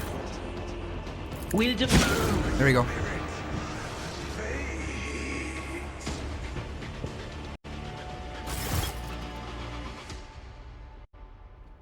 There we go. Let's see. Idira carefully pulls the threads of the Stifler out of the Farseer's breathless body. The strange device glimmers ominously in her hands, and it is difficult to tell in the dim light if its threads are moving on their own, or if it is because her whole body is trembling. Do you really want to do that, Idira? Terrified and confused, she looks at the device, then at you, then at the dead Eldari. That Xeno Snuggie. Did you see his eyes right before he attacked us? It was like there was no light in them, left in them. And it's all because of this thing? I don't want to die, but I don't want to live like that either. If it means I'll stop being myself, then what's the point?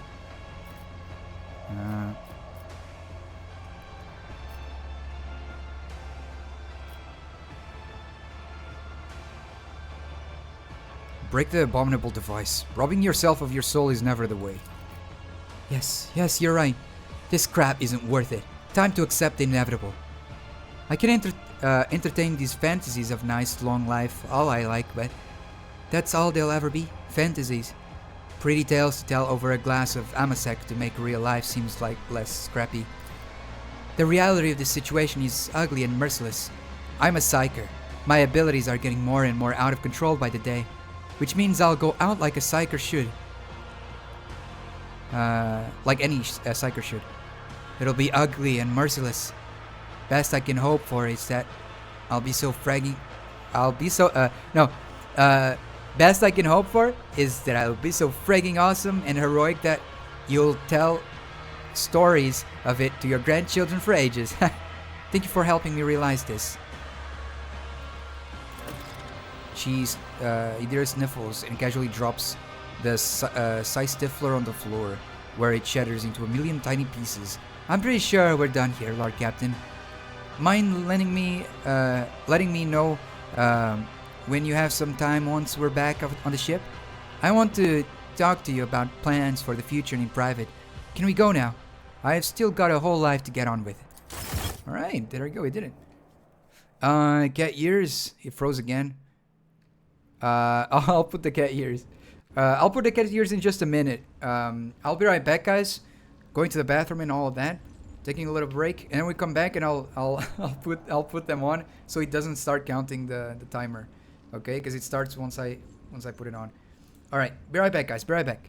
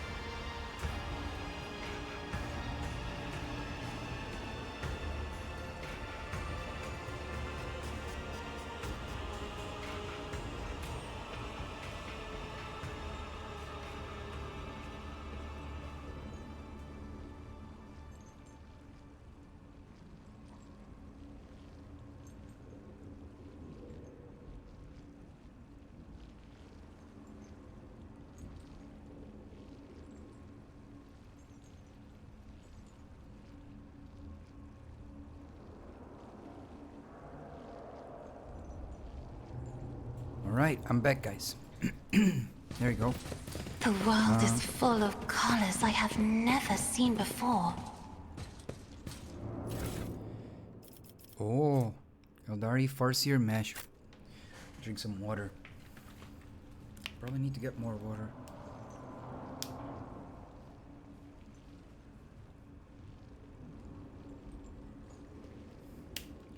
Give me a quick second, guys. I didn't notice my water bottle was pretty much done. I'll be right back. I'll just grab more water. Give me 2 seconds or something. Not seconds literally, but be right back.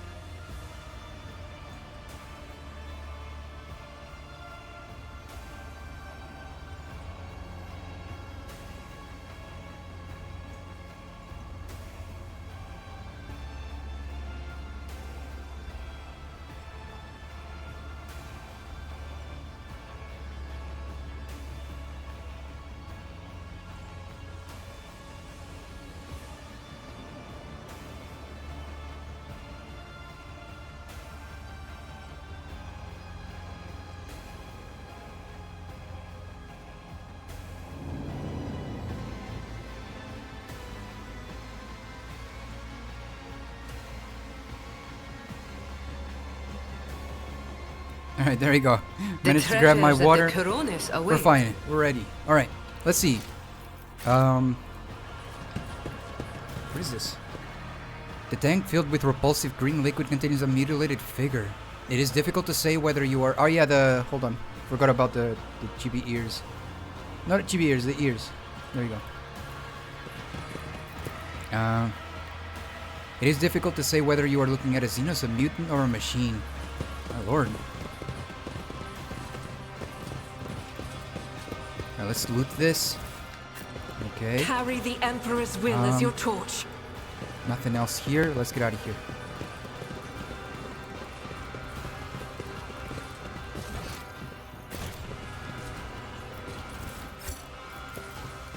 All right. I guess we're done with this quest.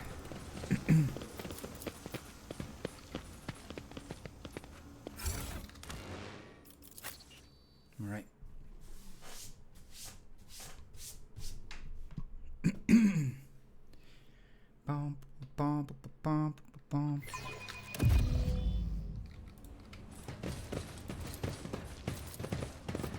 Oh my goodness!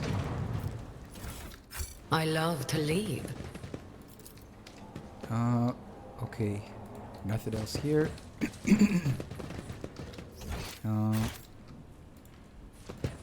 That's where we came from.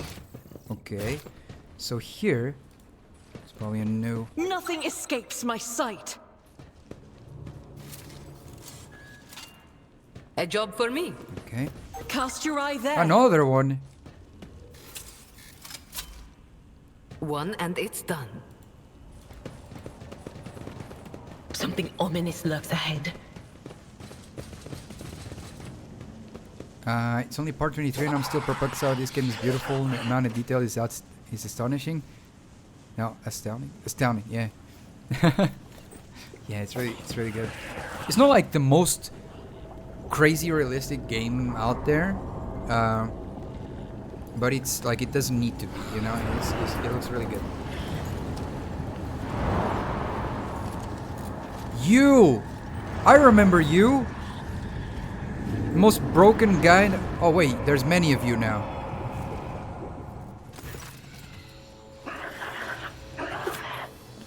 You are looking at several completely identical homunculi at work. A disturbing sight. The indistinguishable and familiar faces turn their attention towards you. Morosely and almost indifferently, my lord. Well, one of the homunculi starts to talk with all the usual arrogance. Specimen. We meet again. Your escape from Comorak was both a statistically anomaly and an act of object cowardice. You should have died in the Dark City, instead of overstepping the limits of your own usefulness. You caused too much commotion. The monster falls silent. Barely perceptible electrical charges run through the homunculus bodies. Then the other one... then the one who spoke continues. So you're here. Now what? Are you going to bore me with your questions, monkey? Their colors. Horrible, frightening, tattered shades. Only a madman could do something like that to himself. Cassie looks away, horrified. Did you save? Oh my lord, I did not. He has plot armor? Yeah, he does, doesn't he? This meeting shall be our last, Ervantius. You're different from others of your species, specimen. This time around, I want to study you. Much. And I mean much more thoroughly. Which necessitates... wait, what is that word? Necessitates. Oh, necessitates. Got it. It looked weird for me, but now I know what it means. Which necessitates your death. I hope dying once isn't enough for you either. Do you dare to look me in the eye? Dude, I want to kill this dude so much.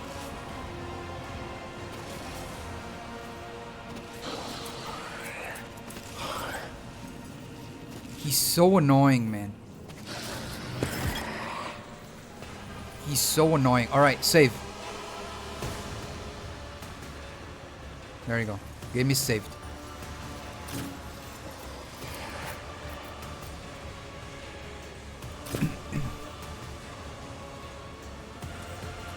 I'll hand an ammo clip if you need one. He must be stopped.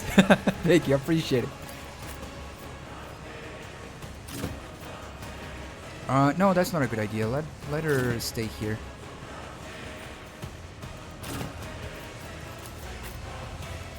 Jai, stay here.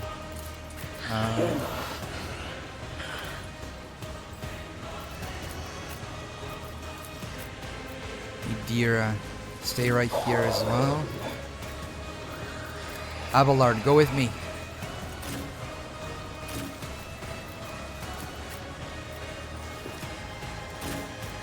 Alright, we good.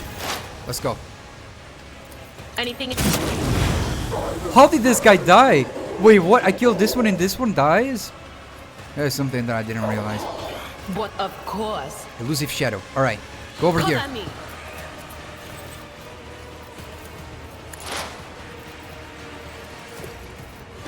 On it. Was This guy's so dead. Was that you?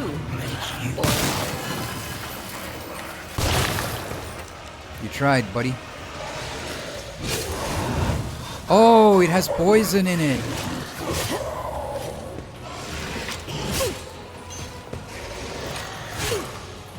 Is this guy enraged or something? Because he attacked both him and me. I mean, he's shadow. Or elusive thingy. Me? Bye. Isn't this a job for the serfs? Bye. Ooh, look at that. No can do. Me? If you insist, Lord Captain. I am a navigator, not a servant. Ooh. Somehow I'm still okay. Oh! Get buried. I can do that too.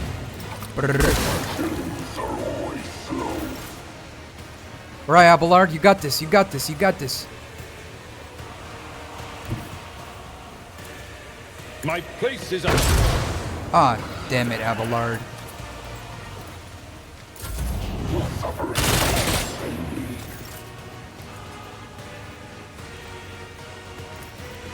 Fate is why I was chosen.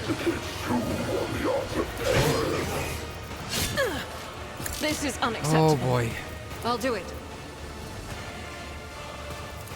Dash out of here. Yeah. As the Wildfire? Emperor commands, I act. No, actually. None can Yeet. escape the Emperor's Alright. judgment. Power resides in the will of the righteous. What? Okay, I don't get it. I don't want to destroy these things because I don't know if they have any enemies in there. Don't.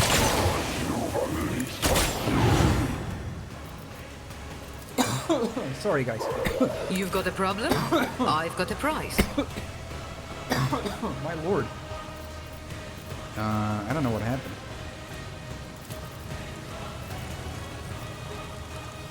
Does this damage me?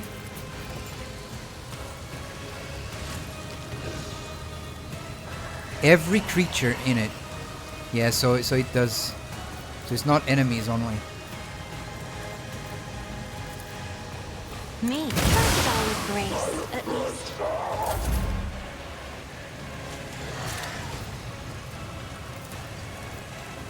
Alright, Jai. I need you to move. Me?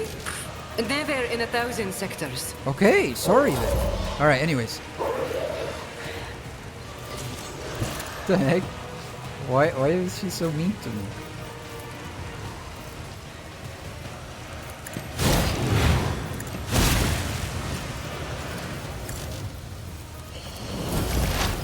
Momentum. Wait, what's going on? What's going on?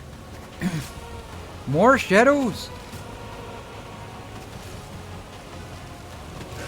I say shadows with elusive forms. I don't know what you would call them. Clones. There you go. Much better. I wanna go here because I wanna try this They ability. who discern the future own the There you battlefield. go. Anything else? That was a ton of damage.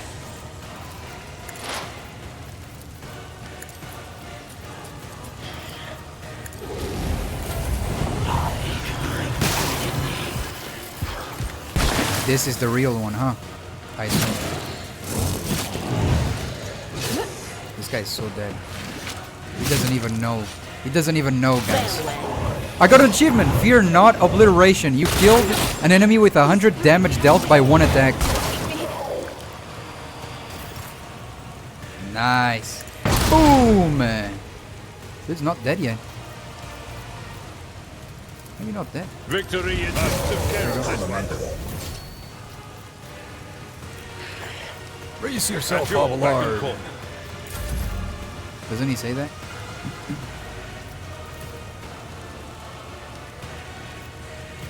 What is this Doubt ability? is for the weak. I will bathe this battlefield in righteous fury. Boom! Argenta is broken. As the Emperor commands, I act. Reload. Faith without deeds is worthless. Where do I go? I'm kind of scared. Here. Jai, Jai. Oof. Watch this, watch this, watch this. Phew. Don't. Yeah, let's go.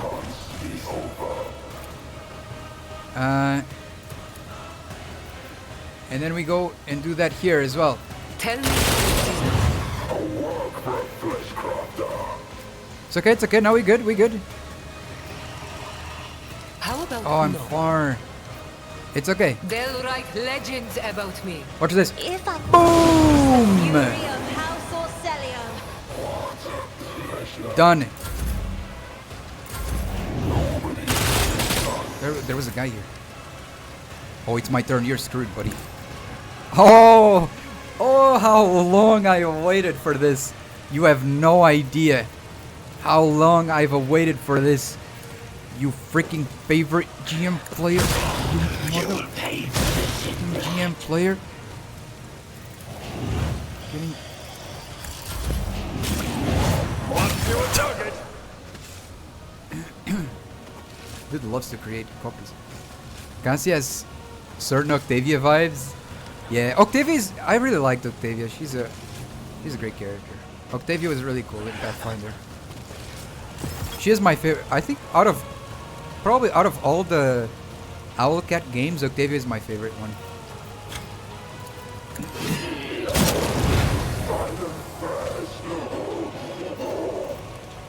Will do. I know what is to come.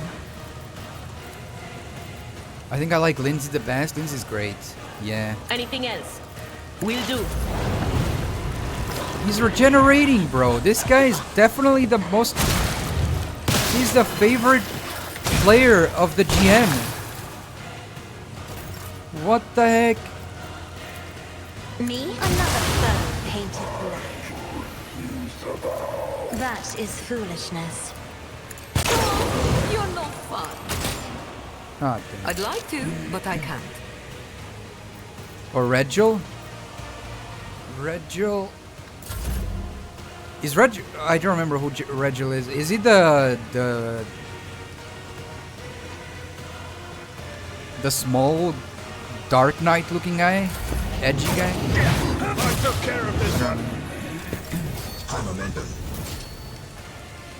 Follow my lead. Indeed.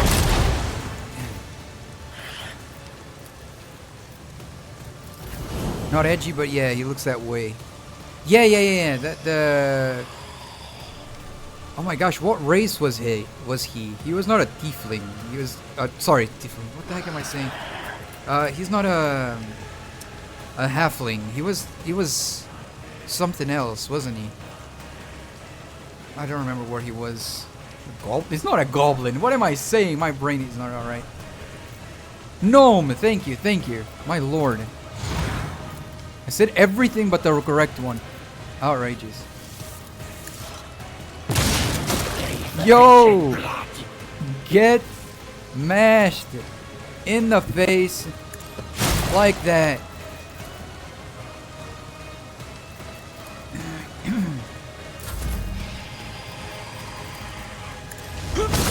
Just like that. I will do my duty. I swear, if you crash game, I'll do a front flip right now. I'll do it. Thank High you. momentum. I wanted to kill him, but you know, I wanted to be the one killing him. But it doesn't matter. He's dead. That's what matters.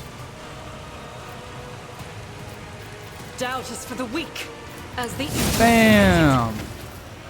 There's still. Oh, you still need to get rid of the other ones. What the heck? I still need to get rid of the other ones. Zoom. faith without deeds is worthless. Guided by faith. Wait. Did you guys saw that? It said that I could either move only here, here, or here. It didn't say that I could move here, but it allowed me to. What the heck was that? Doubt is for the weak. Too bad I never leave that Sure, man. unpaid. Oh yeah. I also figured out a bug in this game, guys. I figured out a bug in this game. Okay, so imagine okay. I think it only works at the start of a fight. But imagine Jai is the first one, right? At the start of a fight, and she can only get like imagine she needs to go over here. She can only get here, right? So you push her here, save the game, load the game again, and you can move one step further. Or I see, or it's either one step further, or you can reposition herself again. It's really broken. That's so cheesy. Yeah. You basically reposition her. I know what I'm doing, usually.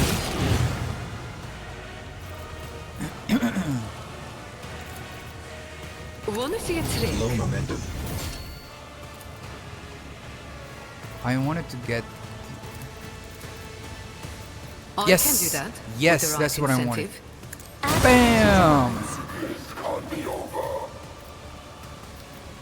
I'm not accustomed to being ordered around.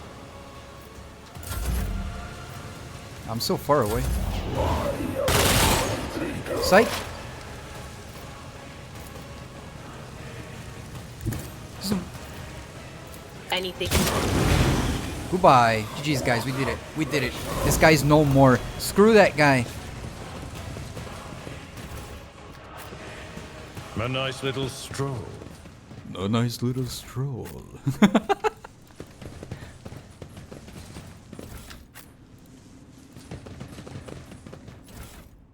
What is this? Archmachinator Deceit. Whenever the wearer uses an attack that is of a different type that the previous attack, they gain momentum equal to their resolve. Valid attack types are single shot, melee attack. Okay.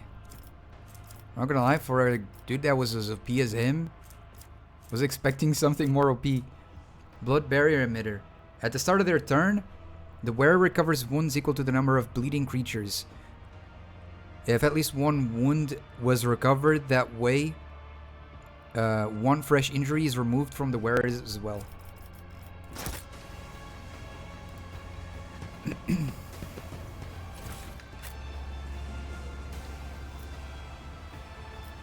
What the heck is this? The space around the hollow is littered with lumps of broken rockreet. A feeble breeze blows through the ugly hole in the ceiling, stirring up whirlwinds of stone dust at your feet. The hole in the lab's vaulted ceiling and a hollow underneath it point you to the obvious conclusion. Something broke into this room, ripped out a piece of the lab, and dragged it outside. You are, for now, mystified as to what that something was. Try to surmise what destroyed the lab ceiling. You succeeded. You studied the edges of the breach carefully, reflect for a few minutes, and conclude that the hole in the lab ceiling was created by several powerful targeted explosions. After some more time, you note the characteristics marks on the debris and the walls. The ceiling was breached using melted charges. Take a closer look around. Success. Through the piled up rocks, dirt, and thick dust, you are able to make out parts of fixtures that were ripped out of their sockets and thrown on to the floor. Parts like these are used for fastening industrial girders, I don't know what that means, in places in large manufactorums around the Imperium. Address your companion. What do you make all of this? I can speak. What do you make of all of this? The Seneschal looks around, frowning. I don't understand. Drukhari machinery and their toys seem out of place within these walls. They seem positively alien, in fact. These walls. Why? This is the standard architecture of an Imperium bunker. Why would a Xenos conduct their business in a place like this? The work is precise, though not the neatest. Whoever did this clearly knew what they were looking for and where to strike. Just look at the edges of the breach, Sherin. They were definitely ripped apart by a targeted blast. This world belongs to House Winterscale, but I refuse to believe His Lordship Caligos would ever collaborate with Xenos. Dark red and brownish green would envelop his figure every time the subject of hunting the enemies of humanity was brought up. He despised them, hated them. This dude. What a two-faced little viper. I hope he's actually not done. I hope he's actually not working with the Xenos. The Xenos as in like, not any Xenos. These bad guys specifically.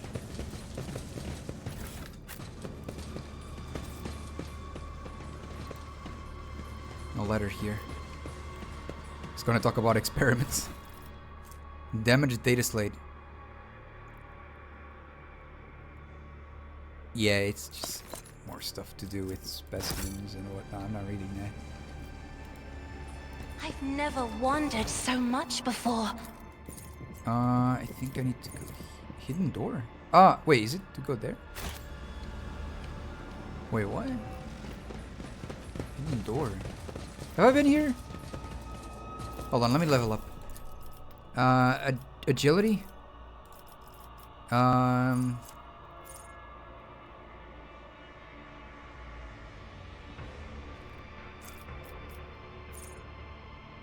Okay. Ballistic.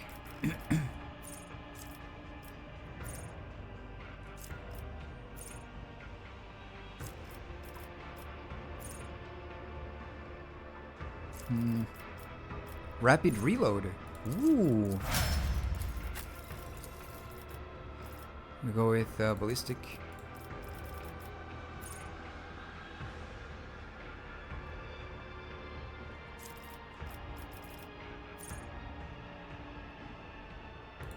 Okay.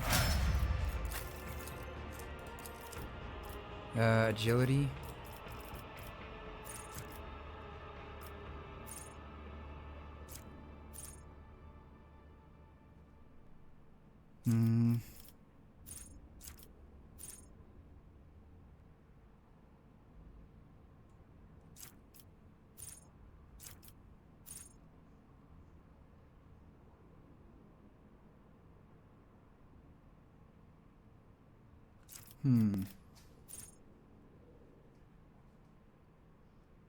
Okay. Then we go here. Intelligence.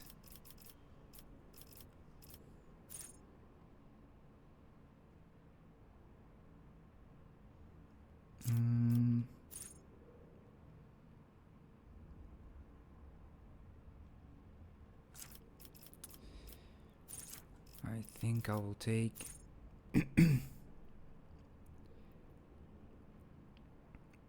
okay, yeah, that's fair enough. Go here, and go with sure.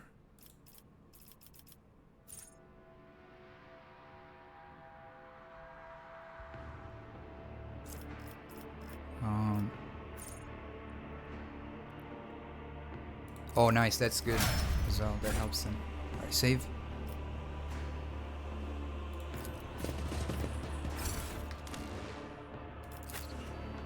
Secret wing of the laboratory. Oh, I know where this is. This is where we fought the other guy, wasn't it? Wait. Yeah. I remember. How can one find the right way without his light?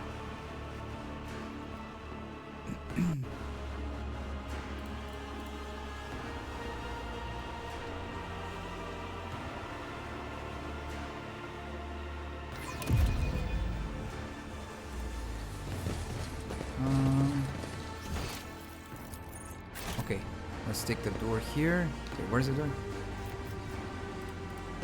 Oh, you need to athletics. Okay.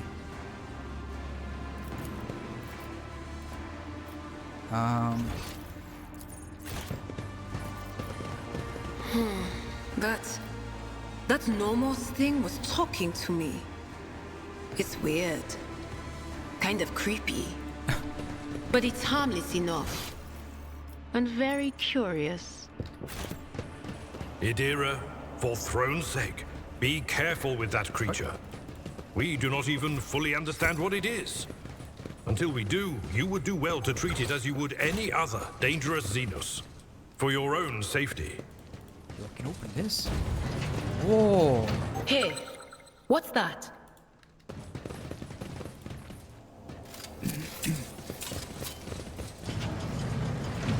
Oh, nice.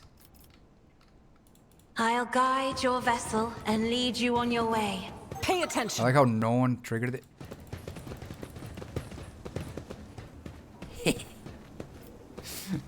What the heck?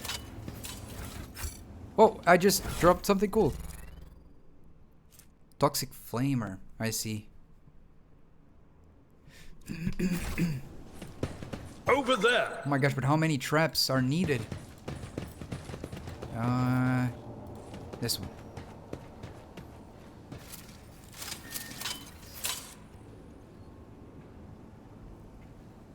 Is that a name of a typical Overwatch player? Or mobile player? Light What of name? terror, guide our way.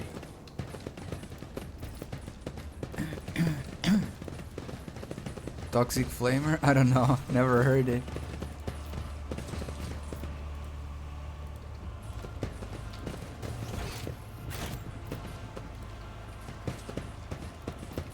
Idira, is there something you wish to tell me about?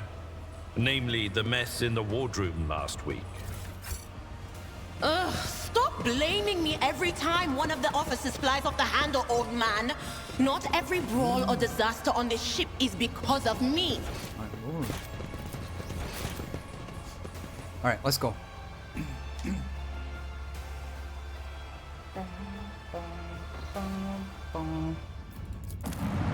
Wait, hold on. I need to save.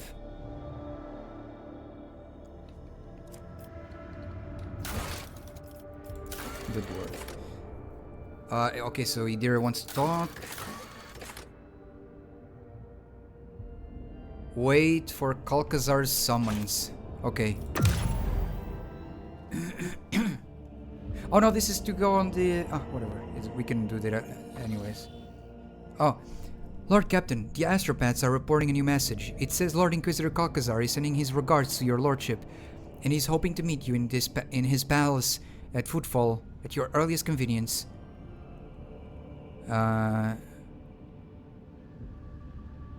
Then let us set course for Footfall. This must be very important. As you wish, Lord Captain.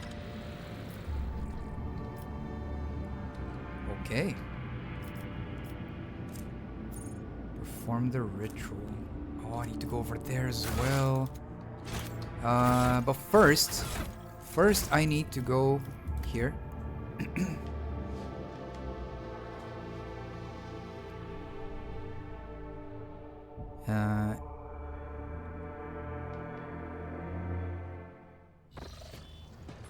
And what else do we do? Oh yeah, talk with Idira. She is here, if I'm not wrong. There we go. When Idira sees you, her lips curve into a smile and she nods at something over your shoulder.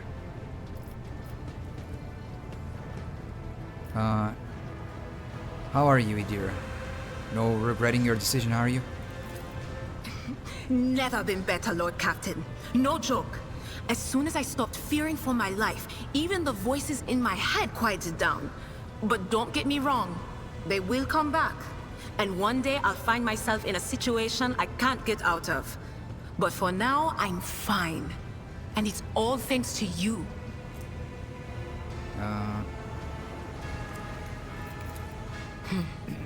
You know, I think it's pretty ironic that my gift lets me see the future, when thinking about the future is the thing I'll do anything to avoid. Substances of all kinds, jokes, stories about their good old days. I hide under them all like a blanket. As long as I don't poke my head out, everything will be okay. At least, that's what I thought. But I'm tired of living other people's stories. I want to tell my own.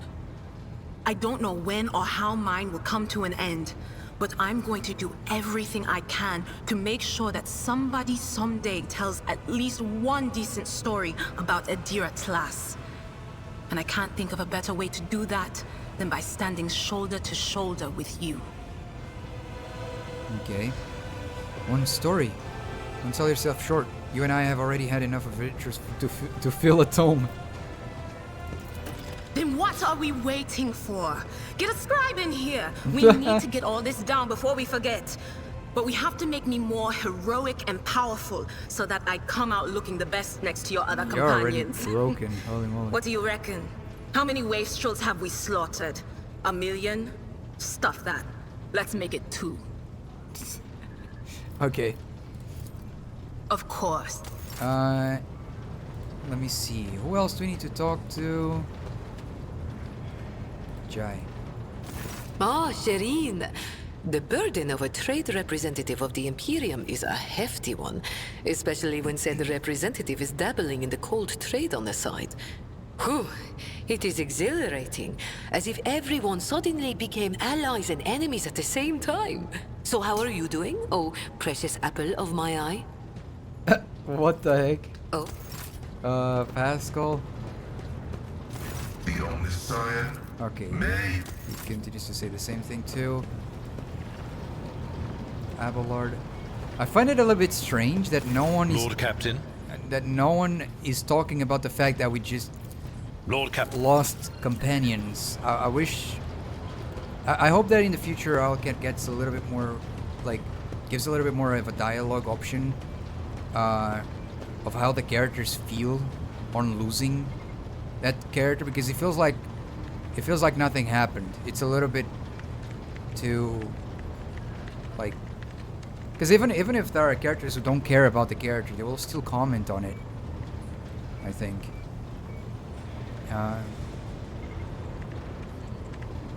I find it a little bit like less immersive, I guess. Like they don't react to it.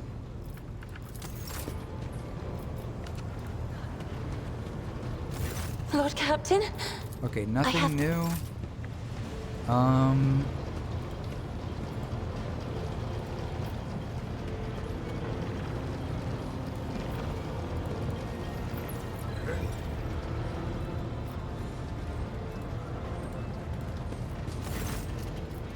Okay, Nomos is not saying anything. No. Let me save here. We always wish the games were more reactive. I agree, though. You know what I just thought that in the future we'll have MMOs where you'll be able to talk to the NPCs like ChatGPT, and you'll ask them stuff like, "So, how's your fine? How's your life as a farmer?" And he will say, "Well, it's been, that would be super cool." It would be able to create a whole, like, the amount of people would be just sitting in one part of the map, just speaking with whoever is there. But that would, oh man, that would require so much power, like, to run all of that. Gee, that would be insane. That'd be some Sword Art Online type of stuff right there. The NPCs reacting to you and stuff. But hey, we're getting there. We're getting there. It's growing like crazy. So the thing is that you always need to be feeding them information, right? So you would have to feed them a lot of information on who, like, they are, their background story, what they went through. That would be such amounts of work, so it's, I don't know. My brother actually uses a chatbot like that to play Pathfinder campaigns. He's acting as a GM while the chatbot are the players. Oh my lord, that's crazy. It's a paid chatbot from what he told me. Not the regular one, ChatGPT, but the wonders of technology. Yeah, I mean, you could also, I wonder if you can ask ChatGPT to run a story for you, and you just play, and you're the only player. That would be funny. That would be really cool. See where it leads. I know that there used to be an AI that used to do that, and I tried it once, but it was super unreliable. It would forget a lot of stuff, and it would also be really random. Like, I'll say, okay, the guard catches you and you go to prison. I'm like, oh, what the heck? Okay, so I'll look around for a key, and then it says, oh, all of a sudden you see like a portal that opens in the cell, and I'm like, okay, I go through the portal. Okay, now you're transported to the year 2029. It's like, what is going on? It was super random. It didn't make much sense on things. It was like very, very all over it was like a fever dream. It was really weird.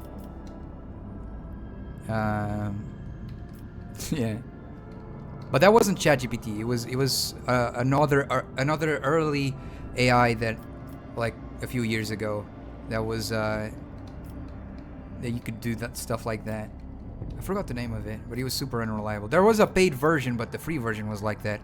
I don't know if the paid one was that good, to be honest. Especially now that we have ChatGPT and other AIs. So yeah. Alright, so we need to go here to the ritual, and over there visit their Koronus. Okay. Oh yeah, I need to save.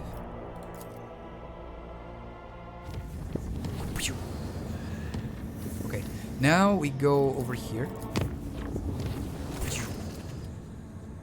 Pray for salvation from the warp. Yay! Unfortunately, I took damage, but it's okay. It's okay. How do I go there? Okay, so here. Okay, and then go here. Okay, save, save, save. Now here comes a tough part.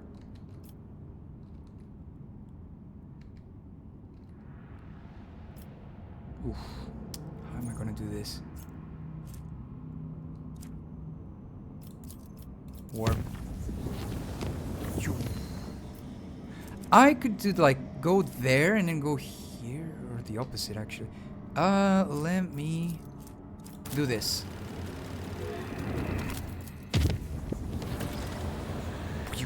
Oh, here we are. Region or Celio Prophecy System.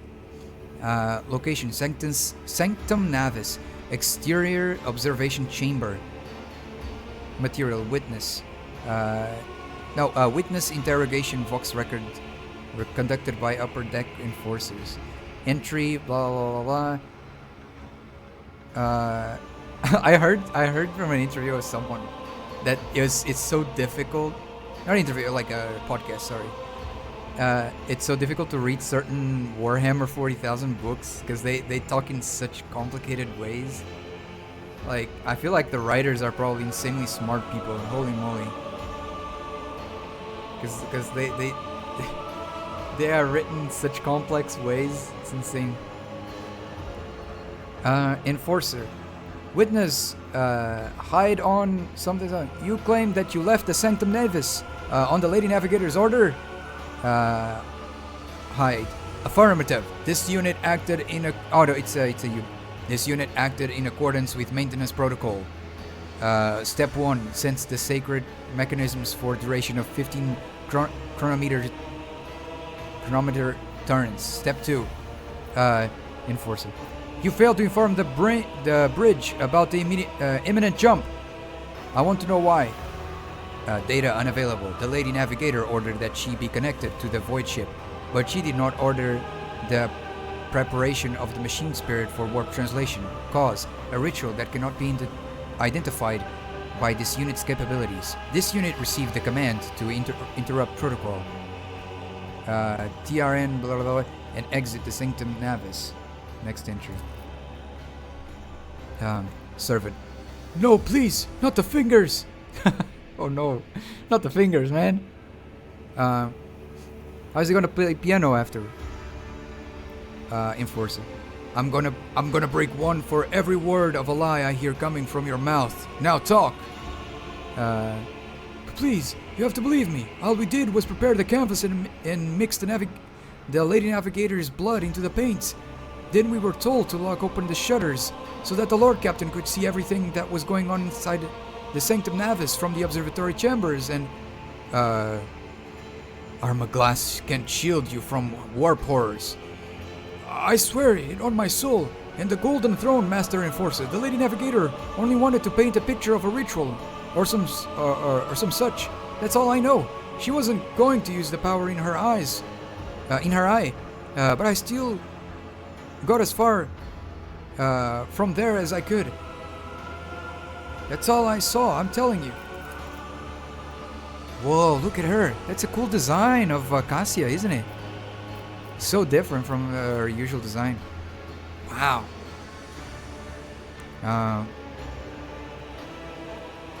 Senior Enforcer. We performed an emergence warp jump. Barely activated the Geller field in time, and are now being dragged to Throne knows where by an unknown force. The Lady Navigator and the Lord Captain are still unaccounted for. Now tell me, one more time. One more time. What transpired in the Sanctum Navis? I escorted the Lord Captain to the observation chamber and yelled at the servant for leaving the shutter open. But then I was told it was on the Rogue Trader's orders. We could see the Lady Navigators clearly through the armaglass. She was lost in thoughts, staring at the canvas in front of her. She looked like she was completely unaware of the world around her. She looks kind of wild here, like, it's crazy. Soon the servants were ordered to leave the Sanctum Navis, and the Lady Navigator picked up her brush. Entranced, she started dragging it across the canvas, painting one image over another, and another one over the last, and another, and then the Lord Captain noticed it. There was this thing on the other side. The picture, covered in a layer of fresh blood, was coming to life, but the Lady Navigator was oblivious. That is when the Lord Captain gave the order to shoot at the window, thus drawing Lady Cassia's attention. Called her out, yeah. Startled by the Lord Captain's cry, the Lady Navigator answered.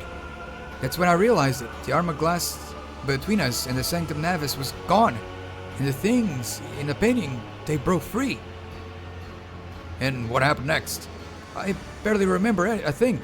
There was a bright flash, a purple blur. I remember feeling so scared that my knees were shaking. I remember my legs, I remember legs. I remember my legs carrying me away like they had a mind of their own. As I ran, I heard screams behind me. Lord Captain and Lady Cassie, oh God, Emperor, the creatures, they pulled them from inside the painting. Sir? Mistress Foxmaster, I have a report that needs to be delivered to the senior officers. The Lord Captain and the Lady Navigator were lost during the emergency warp jump. Their whereabouts are still unknown. I am sending you the interrogation reports. End of recording. Sector, no data. Region, no data. Location, no data. Material, relation of the Lord Captain's personal account recorded by no data. Note, strictly classified. Access protocol holder, Nagi von Valensis. Thysephone Orselio's ritual did not go as planned. The warp disturbance triggered by the Lady Navigator's trance was washed over the Sanctum Navis. The voidship's machine spirits reacted to the surge of the Imperium and interpreted it as a call to action. Thus did the emergency jump into the unknown begin. Amid the shrieks of sirens, the clanging of shutters, and the distant hum of the warp engine, some unknown will pulled the Lord Captain into the Sanctum Navis, towards the creature from the living canvas. Oh my lord. So much reading. My throat. My lord. Pulled the Lord Captain into the Sanctum Navis towards the creature from the living canvas that had already gripped the Lady Navigator's throat. Horrified, almost out of breath, and struggling to scream, Cassia stretched out her hand and began slowly sinking into her own painting. The Lord Captain snatched the dagger from the floor and started hacking at the hands reaching from inside the painting. Nice, I did it. The ritual dagger of House Orselio cleaved the billowing shadows, and yet the painting hand reformed itself the moment after the blade passed through it. Cassia went limp in the clutches of her horrifying creation and was immediately pulled to the other side of the painting. A moment later, Nagi, still clutching the dagger, was likely plunged into the depths of the world the navigator had created. Nagi awoke, finding himself in the middle of a gigantic, boundless, billowing nothingness. His body felt weightless, floating in a void strewn with hundreds of the Lady Navigator's colors, some of them brighter, warm, and alluring, others morose, cold, and heavy. The Lord Captain reached for the brighter ones. He plunged into a river of bright hues, and flashes of rosy sunset and lilac carried him down the dazzling stream. Before long, the Lord Captain was standing in a idyllic garden permeated with the fragrance of flowers and the singing of birds. Yes, I want to stay there. Servants in purple livery darted back and forth, attending to a withered old woman in a navigator's mask. What?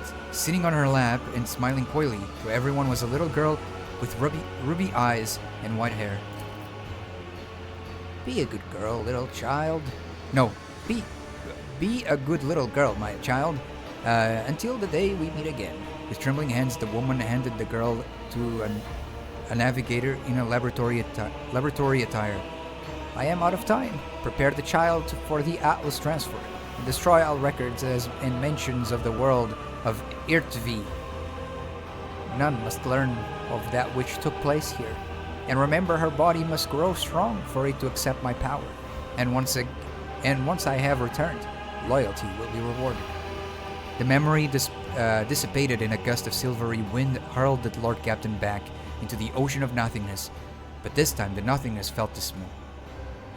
Instead of bright hues, all it contained was shadows of invisible monsters swimming by, shrouded by a nebulous veil of unfathomableness. In these words, they're so unnecessary. They could just say a nebulous veil of nothingness, or I don't know, of I don't know. Like, they could have used a better word. Unfathomableness. Like, it's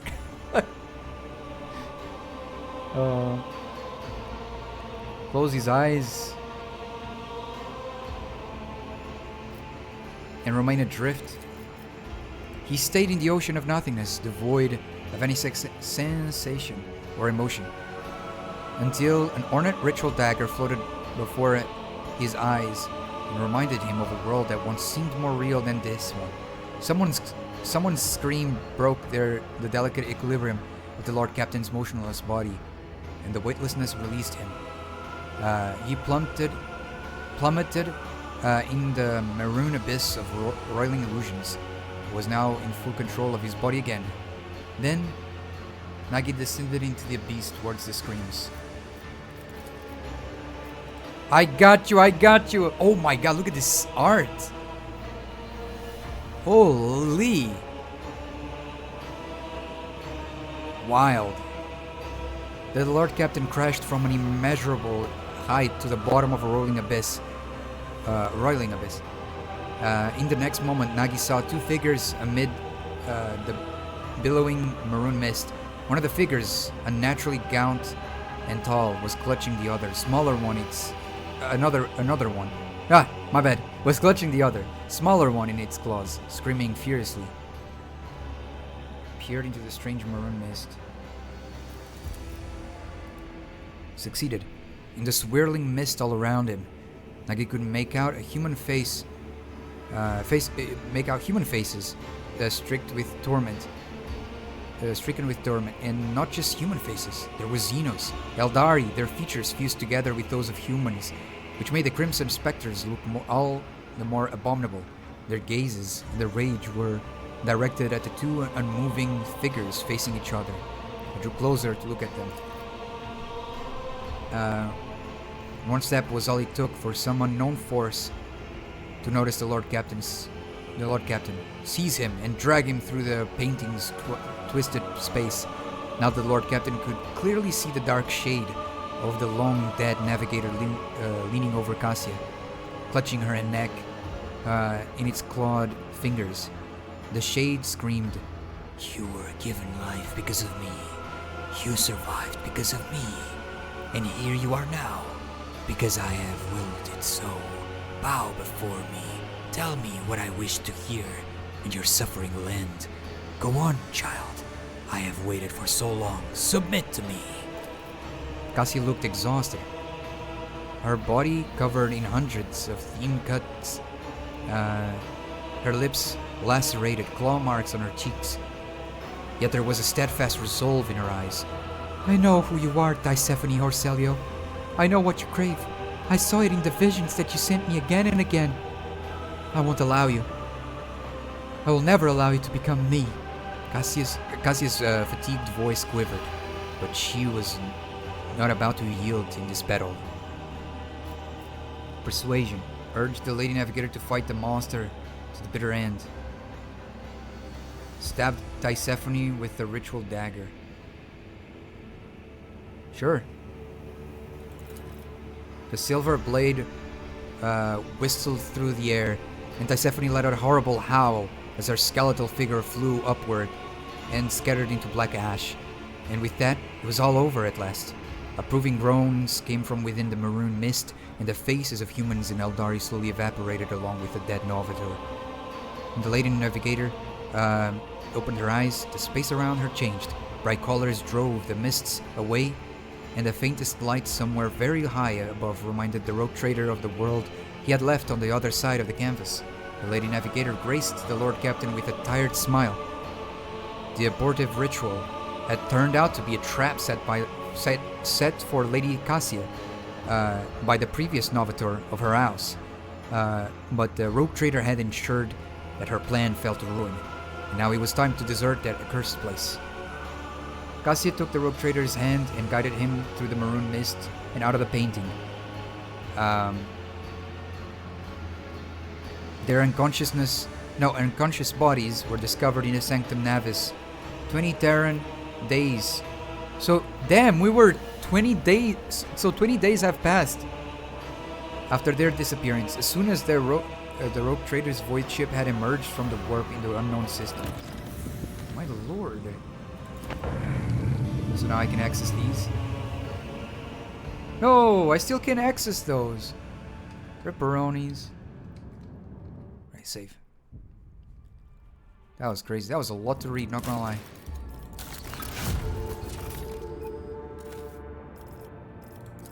I don't know, man. There are more convicts than there is work to go around. The quarry is extremely explosive. Rightfully called killing fields. They will consume any amount of living labor.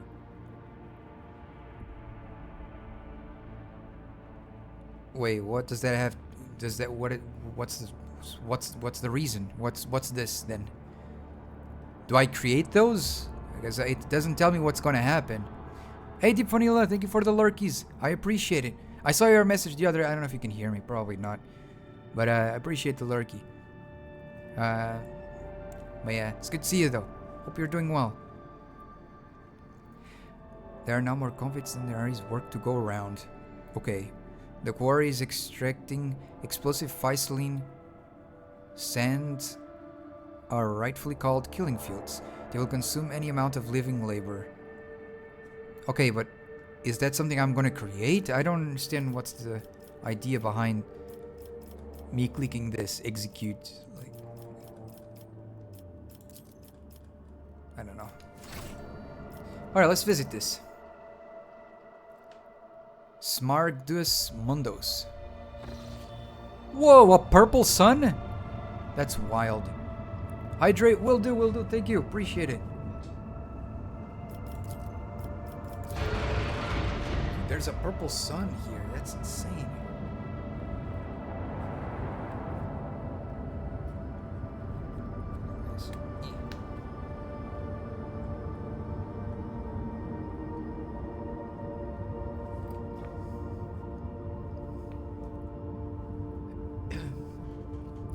Hello. But yeah, Deep Vanilla, I saw your message the other day. I took a break because I needed to take a breather from streaming, you know. And unfortunately, during that week, a lot happened as well.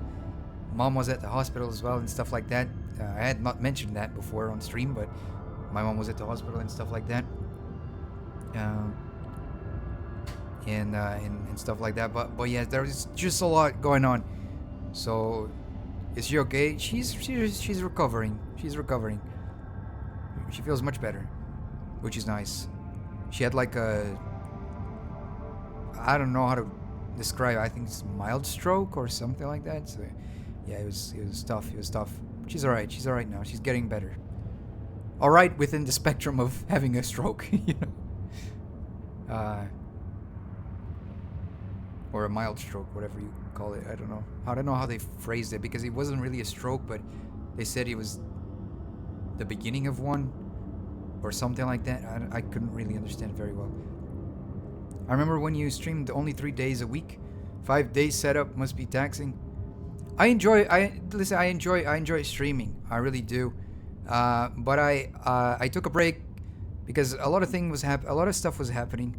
A lot of just a lot in my mind, and when I stream, I like to, you know, bring good vibes and have fun, and I didn't want to seem very down and depressed. I don't think that's fun to watch. So yeah. So I decided to take a break. Maybe I should have taken a longer one, because I feel like I'm still kind of recovering from a lot. But it's okay. Things are getting better in you know. So it's what matters. You know, there's a shift in my career path now. It's just a lot is happening, and some other things that are more personal. But just it was a lot.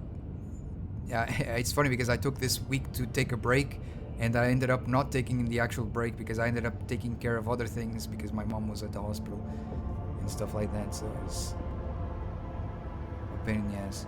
Strokes are super scary. Yeah, super scary, and they need to be treated like urgently. Fairly random. Yeah. Your mother won't encounter anymore. She had so many. She's quite the fighter. She had so many strokes, and she's still here and doing her things like nothing has happened. Like, you know, it's crazy. Sending vibes in good health. Appreciate it, Mike. Appreciate it. All right, guys. Let's see. Let's continue.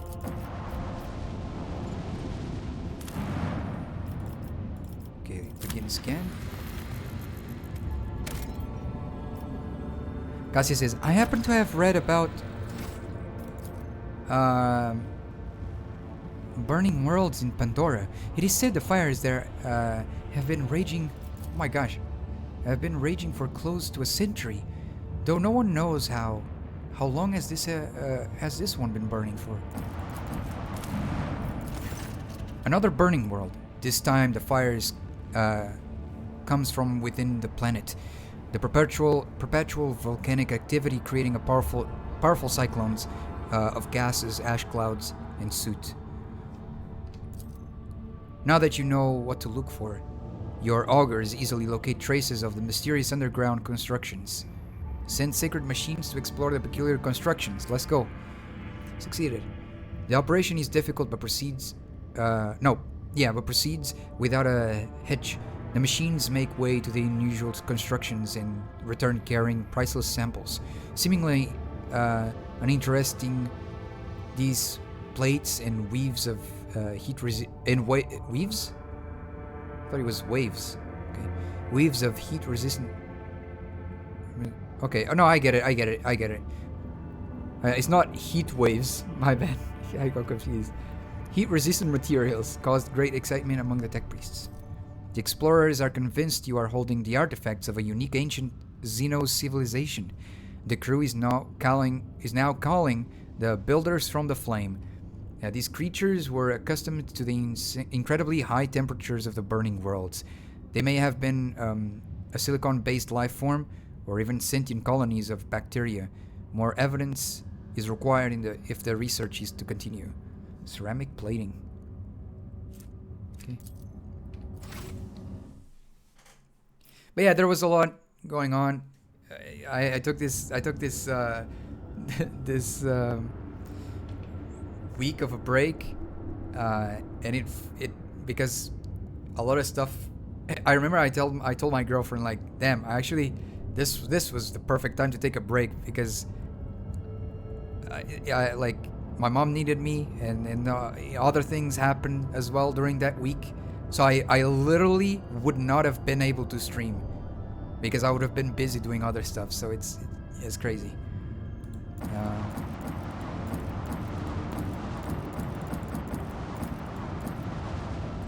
My wife has arrived. AFK for a bit. No worries, Mike.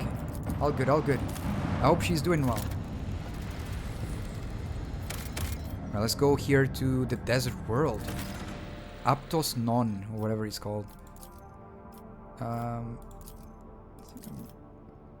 don't know. I'm bringing Pascal, I guess. Lilith is there, but it's alright. We'll bring Pascal for the stories.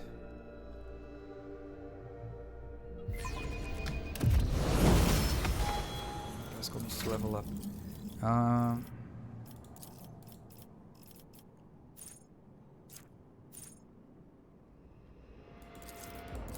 There you go. Whoa, so dark here. Activating motive force reserves. Hey, old man. Are your joints playing up? You're walking funny. What the heck? Fear not, Mistress Wait, so rude. Hadari. I am feeling perfectly well. I do so appreciate your thoughtful concern.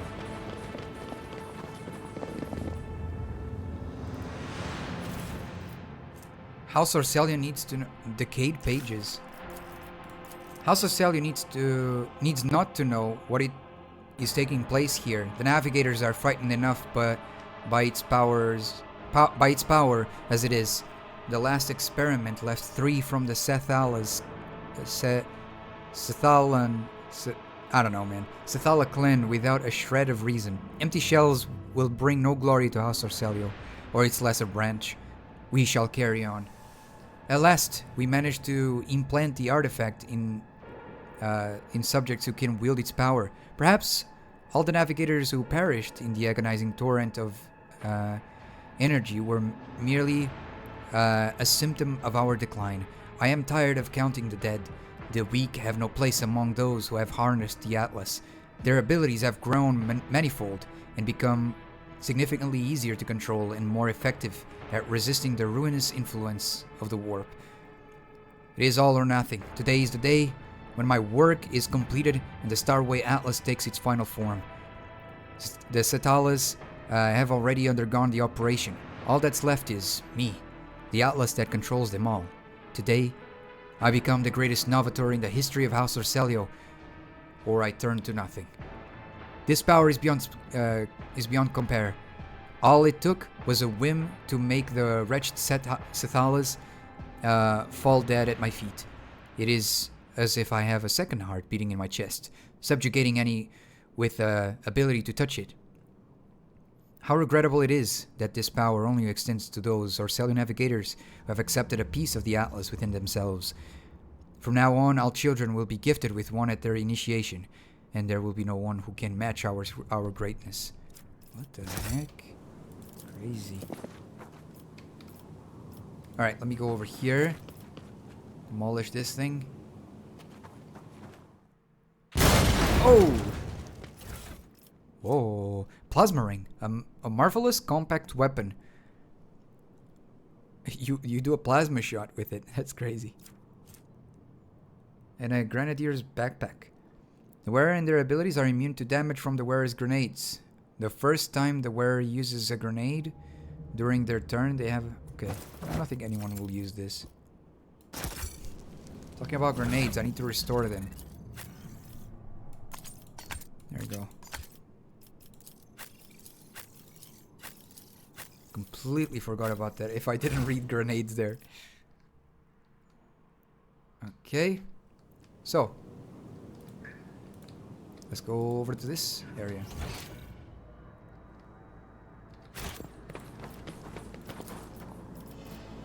Climb down. What?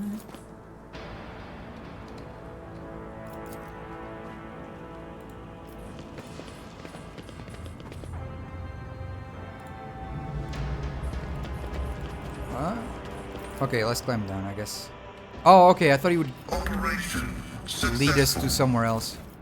Whoa, look at this hand. Elite Marksman Glove. The wearer gains 15 ballistic skill. Whoa! That's crazy.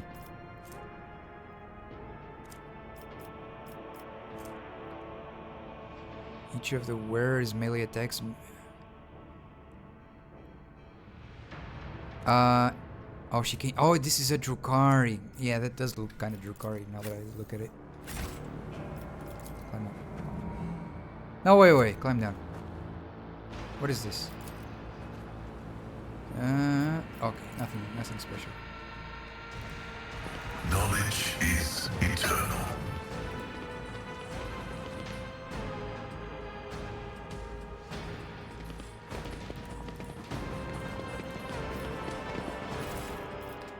Okay, another weapon.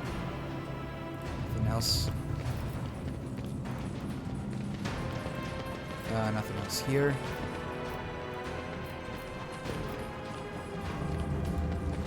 Whoa. Halt, cursed child. We have... no, we had to ally ourselves with the Xenos once more to stop you. No matter, it is a small price to pay for the liberation of House Orcelio from the chains of tyranny. Tyranny?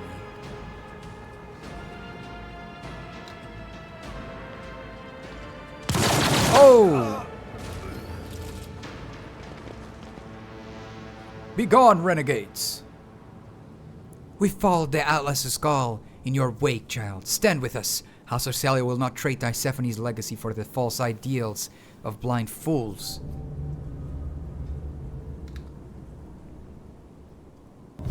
Oh no.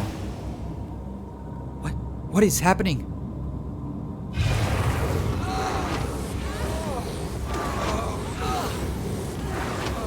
Oof! What? They're all dying. Wait. Oh my gosh. I know them. It's the Harlequins or whatever. Orcelio Renegade's representative. Damn Xenos, this was not the bargain we struck. Throne smite you. The navigator whose skin is so thin that it reveals the muscle, bones, and innards underneath the clenches. Huh? Underneath clenches. His augmented gold jaw in contempt. My lord. Great Regent's envoy. What is this? The rogue trader and the traitors to their house have lured the child into a trap sent by Xenos. I wish my eyes were deceiving me.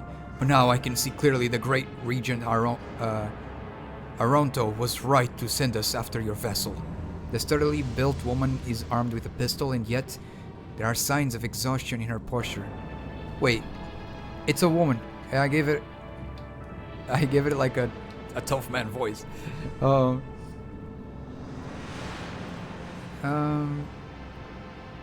face is hidden behind a gem-encrusted three-eyed mask, and her... yeah, there's no way I would have known. And her elaborated Navis nobility vestments are stained with dried blood and other evidence of recent combat.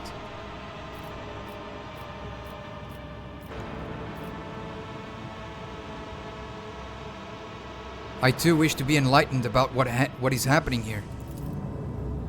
Welcome back, Mike. Troop Master. You will stop defiling the remains of the hallowed ground of our ancestors with your semblance of speech, monkey. The Harlequin's bright clothes glimmer faintly in the dim light of the system's star, and the sinister grin on his mask only adds to his menacing and aloof presence. The final act will soon unfold, where you will pay for the deeds of your ancestors. Oh, here we go. Bro, they are not me! Stay put and wait for the puppeteer to pull at your strings. Why? Why are these Xenos ruining where the... no, these Xenos... Why are these... Oh my gosh, I can't speak and I can't read. Why are there Xenos ruins where the palace of the Atlas should be? Why is this place coated in the impenetrable black mist? I'm suffocating. Cassia clutches her breastplate near where her Atlas is, her voice feeble and trembling. Three-eyed monkey, who see into shade. The taint of your ancestors has begun to consume your body and soul. Pathetic fools with an insatiable lust for power that is not yours. Ending our misery will be merciful. So who's this? So is this the dude? I don't know, man. Taint? Do you mean the Atlas? Xenos traitor? Silence, traitor. The Atlas is a sacred relic of House Orcelio. It is what elevates us above the rest. How dare you? The Regent's envoy abruptly loses her breath with a groan and she clutches her chest where her Atlas is implanted. I refuse to accept this. Impossible.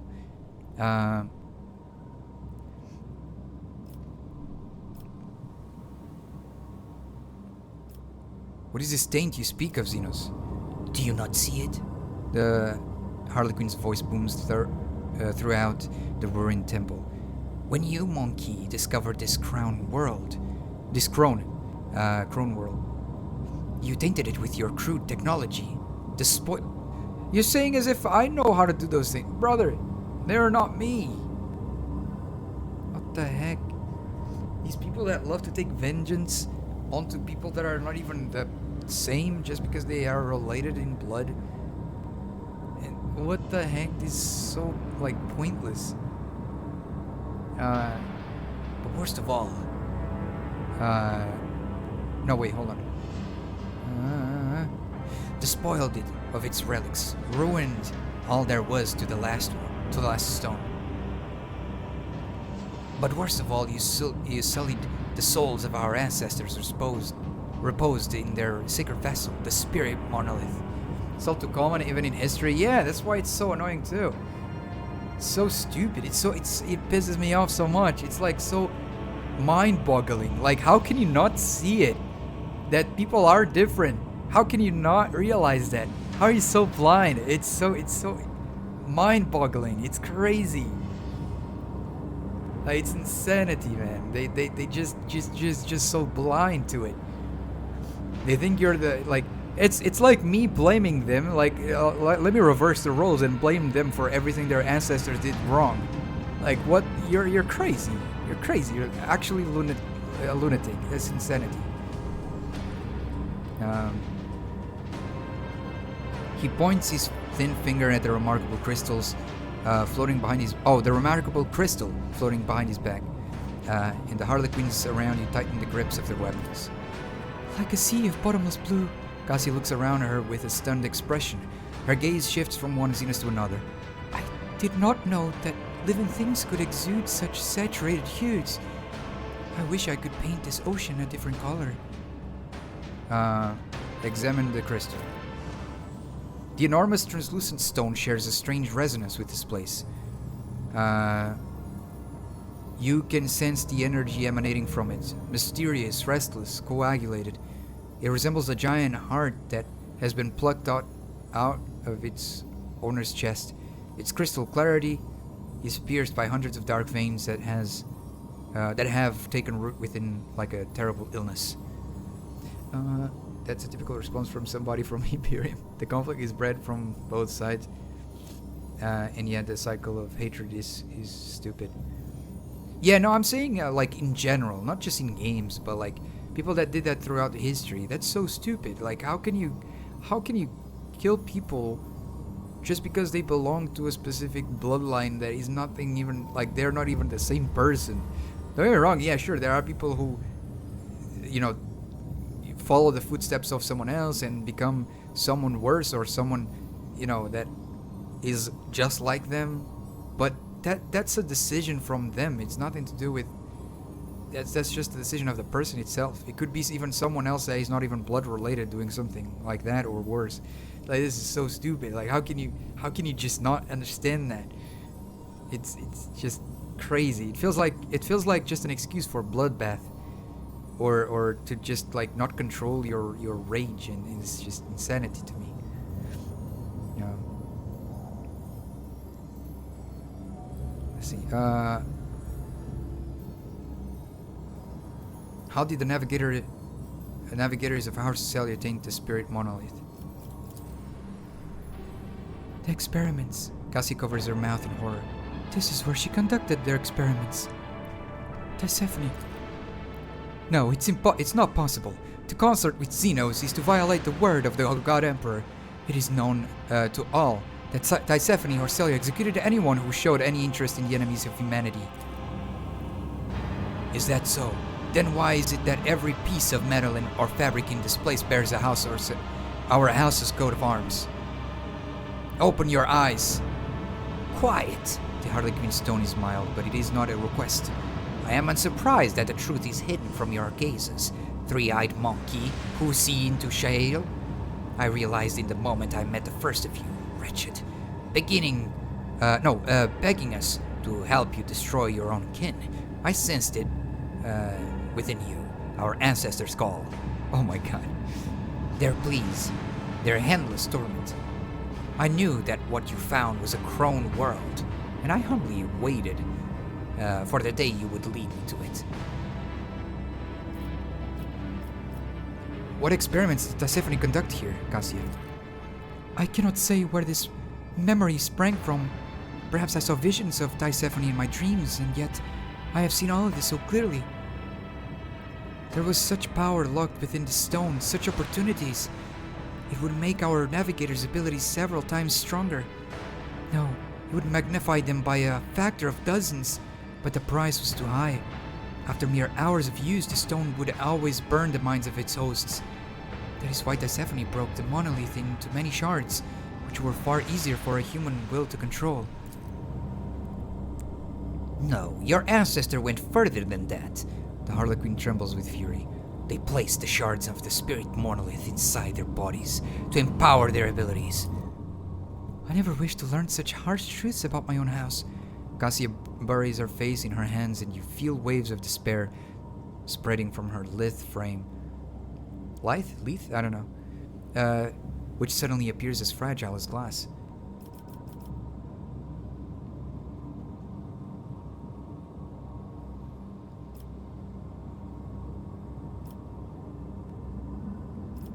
Neither Theodora von Valancius nor Tisiphone was infallible. But that doesn't mean we are powerless to rectify the errors of our ancestors. You say that only because you wish to soothe me. She smiles faintly. The renegade navigator stares at Cassie in shock.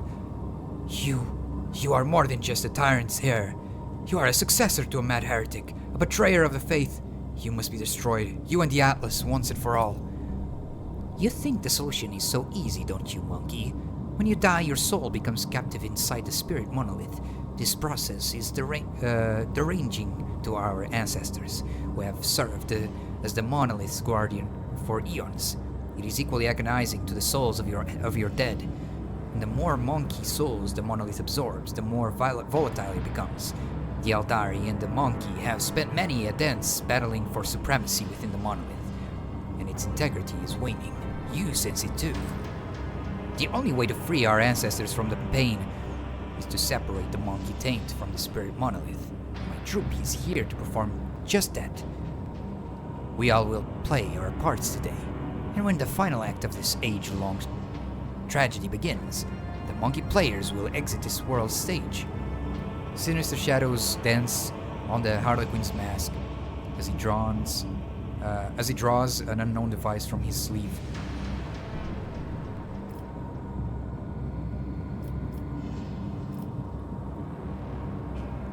I will not stand here and let some duplicitous Xeno slaughter navigators of the Imperium.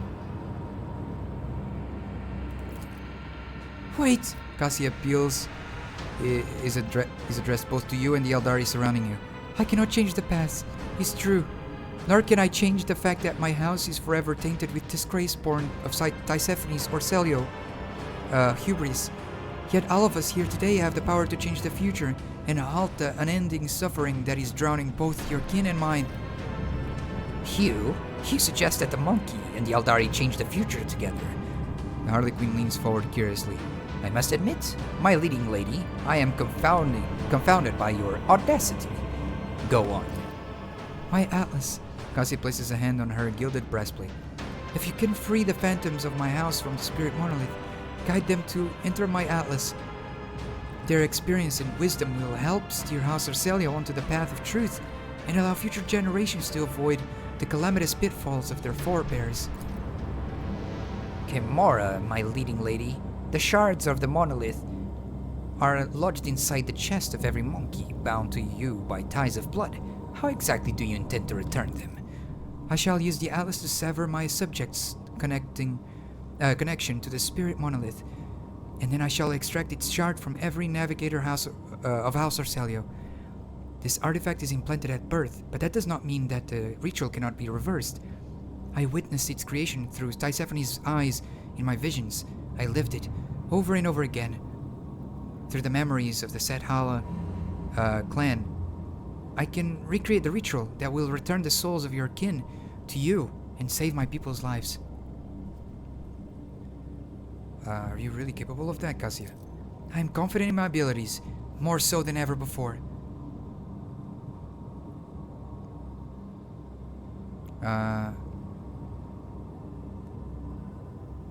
Seldom do humans and Xenos get the chance to resolve their conflicts without violence. I second Lady Cassia's proposal. Harlequin remains as still as a garish statue for several minutes.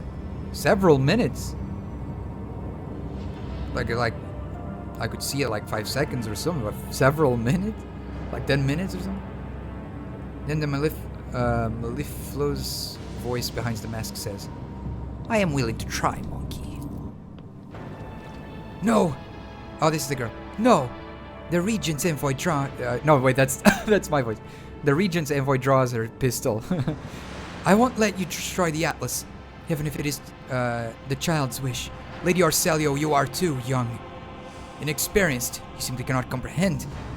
You address the future novator of House Arcelio. One who survived the massacre of her Iraq 5, who has lived following an attempt on her life at the Palace of Dragonis, who has restored her house's stability, in what scant time she had been free, while you, all of you, have spent years destroying it from within. You address one who has passed through the tempest of the Sea of Souls to the true Atlas as a rogue trader's ally, yet still you call me unworthy. Don't you,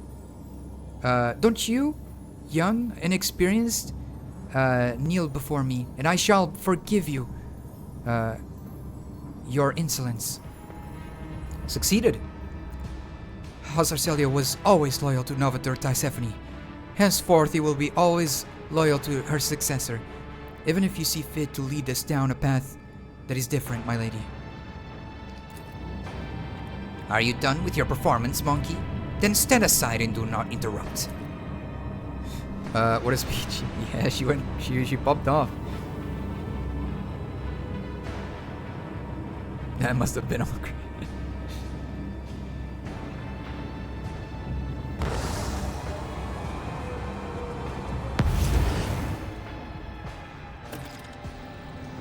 I can feel it again.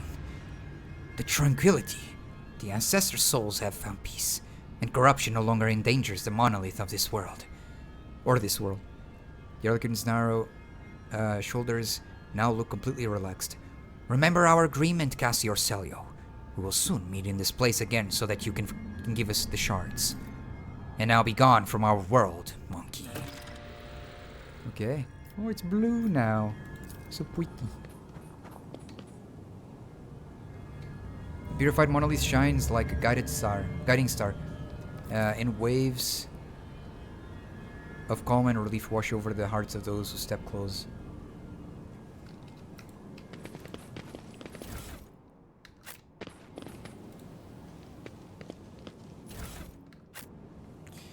Okay. If it pleases you, Sherin. A book. A book. Time-worn manuscript. Okay. There was a time when I believed that I would lead my house to prosperity. In truth, fortune and blessings have long since been passing us by, as if the Koronus Expanse itself is trying to oust the Horselia children from its bonds. Bounds? I think it's bounds. If nothing changes in the near future, all of us will wither like night flowers at dawn, or perhaps face our ultimate fall. Upon my word, the Sea of Souls itself must favor me. During the last jump, I saw into the eyes of a vicious storm. Within it, amid the ruins of a Xenos world, was a treasure mighty and dangerous, not unlike our own power, and I found a way to reach it. I drive away the memory of our journey and the cost that our house suffered. The ritual alone was no matter. The goal will be worth the price, and due effort is all that is needed of us. By the grace of the Emperor, we made it through a terrible tempest. However, the Aldari ruins appeared to have dampened the crew's spirits. Those pitiful commoners talk too much. Tensions, it's like me, I'm talking a lot right now, holy moly. Tensions in the camp are rising. I should cut out the tongues of those who witnessed the first experiments. This information cannot be allowed to reach the ship. No, not just them. I shall have the Sethala clan dock the tongue of every lowborn. Oh my lord. Some loot here. I mean, I don't need to do that. I can loot when I get out of the area anyways.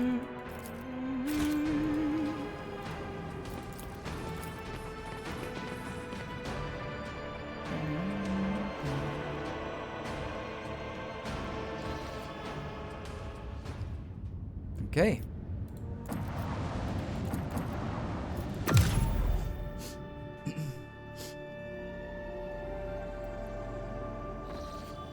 Save here. We're done with that quest. Now we're gonna have to go to Koronus, which means we go here.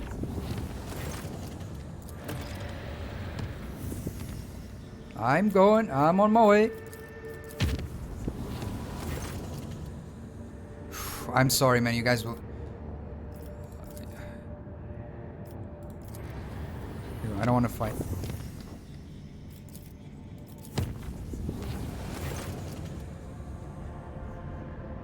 The warp jump went smooth enough, although many crew members reported strange incidents with their...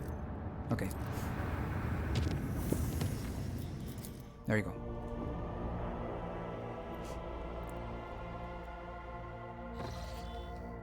Save. Oh my gosh, I took a lot of damage.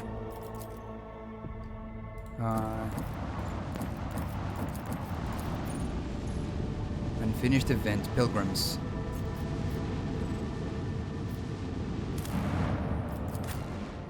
Is that what I need to do? Oh, it's here. Thousands of commoners have left their workstations to gather for a holy pilgrimage. Allow these subjects to set out on their way. I gain people. Manufactorum's ground to halt after thousands of workers leave their post. Okay.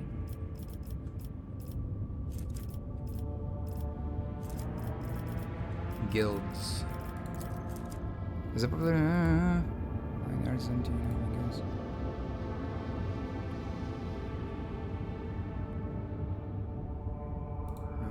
The Seasons of War.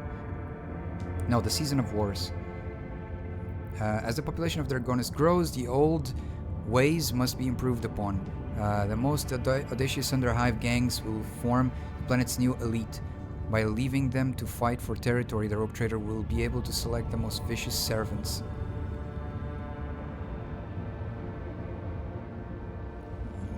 What? The most audacious Underhive gangs will form the planet's new elite. By leaving them to fight for territory, the Rogue Trader will be able to select the most... No? I'm good? No?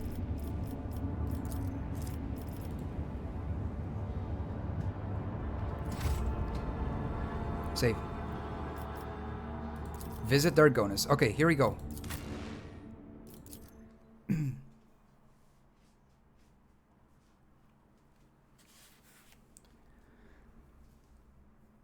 Big stretch. My shoulder just popped.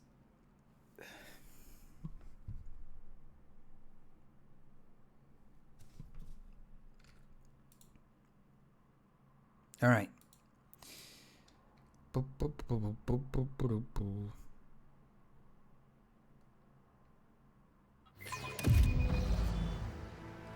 Here we are. Oh. What the heck happened here? Ladies and gentlemen, please stand aside. No need to crowd around. Governor Drivestem will take care of everything.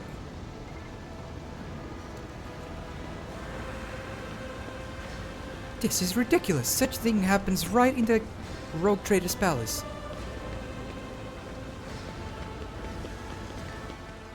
Okay. There was an assassination here, huh? More than one. What just happened? You are confronted by the sight of dead bodies at the entrance of the palace. The corpses have been hauled into a pile. Some are dressed in the uniform of palace wardens, while others are arrayed in the clothing typical of the Koronus nobility. Upon seeing you, the young enforcer stands at attention and swallows noisily. His voice trembles as he says, "Your lordship, we are honored by your presence."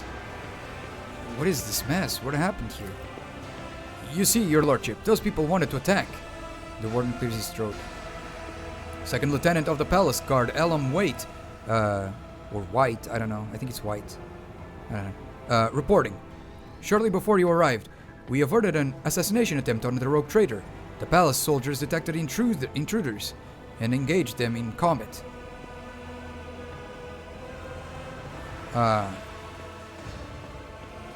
Why is the governor out here? No. Where is the court chancellor, Clementia Versarian? I think she is with the rest of House Versarian. Detained in the throne room, that is. Governor Drivestem has gathered all of Dargonus nobility there to pronounce a guilty verdict against House Versarian.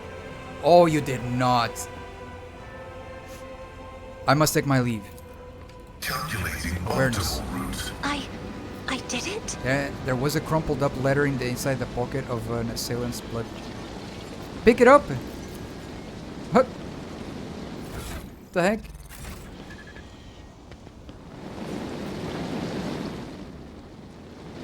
Alright, let's go. Let's go. I don't want his relative to be killed.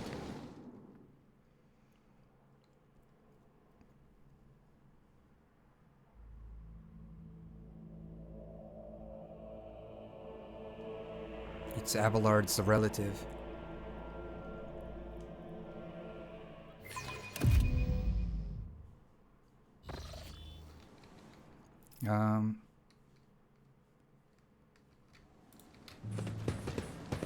I bet that as soon as we come across something interesting, the greedy hunk of junk will crackle on it, but...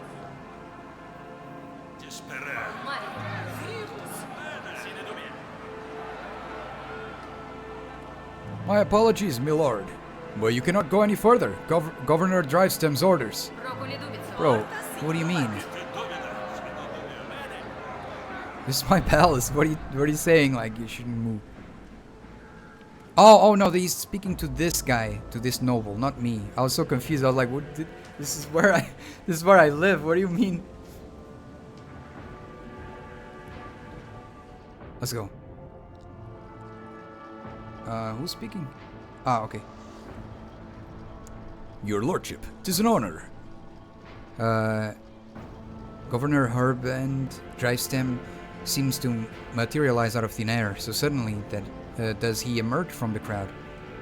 I regret that such unfortunate circumstances have occasioned the rogue trader's visit to the capital. Clementia tries to take a step forward towards you, but the warden nearby stops her. Her face is veiled with fear and wariness.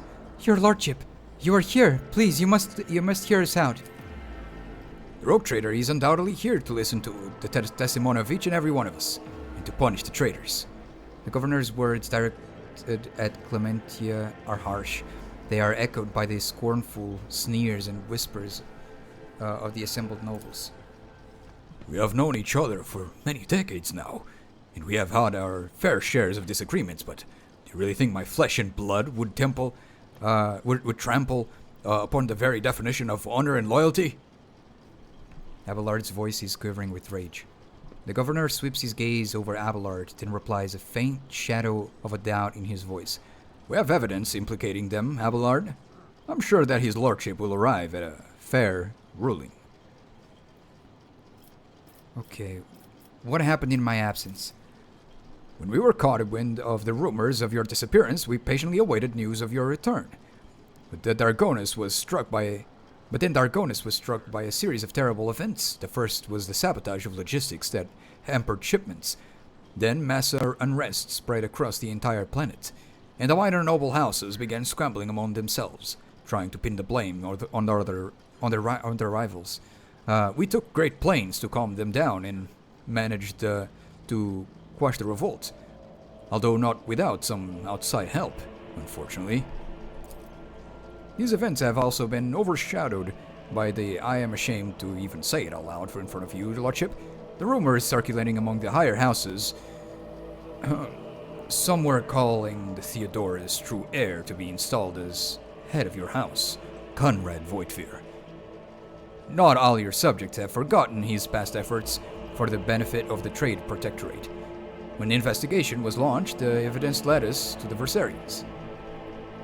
This dude had to be involved, huh?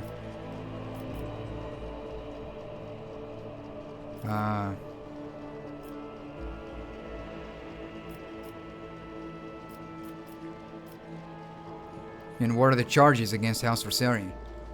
Disruption of logistical lines, bribery of the Adeptus Administratum officials, document forgery, and organization of heretic insurrection. on top of the evidently devastating economy impact this has had on our protectorate. These criminal acts have impeded the delivery of the imperial tithe, which in turn had drawn the administratum attention. Needless to say, that the esteemed adeptus arbites cannot ignore this situation either. And before their representatives arrive at the palace, we are obligated to identify and punish those responsible.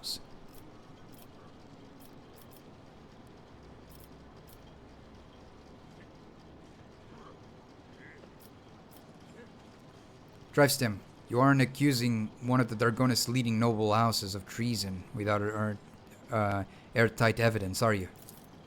Of course I have evidence, your lordship. The investigation has established the members of the Versarian family, which is responsible for both Dargonis' fleet and its logistics, used their contacts and influence to forge a host of documents in order to undermine the planet's supply routes and economy, thus fomenting unrest among the inhabitants. Allow me to introduce my son, Cornelius. The governor points to the lanky young man standing beside him. He bows curtly but avoids meeting your eyes. Cornelius holds a prestigious position at the Administratum Palace, and it is thanks to him that we managed to identify and trace the entire chain of forged documents. Right. Why couldn't it be him? Because he's your son? The investigation led us to the that word is so difficult to say. I know what it means, but it's so difficult to say it. Perpetrators. There you go, I did it. I need to say it faster, or otherwise I just need to, just go. Perpetrators. There you go. Who admitted to acting on the orders of members of House Versarian. It was they who were intent on spreading the idea of restoring the title of Rogue Trader to their true heir. This young man is shrouded in a mist of grey and blue. Sickly shadows of fear are floating around him. Cassie speaks so quietly that only you can hear her. I remind you that House Versarian was hardly covered itself in glory in the past. It allowed Xenos to attack the planet. Governor Drivestem throws a quick, arrogant glance at a red-faced Clementia.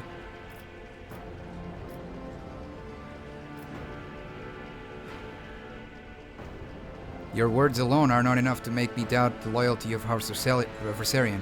Has the rogue trader already released them from custody at once? No, not yet. Clementia, I wish to hear your account.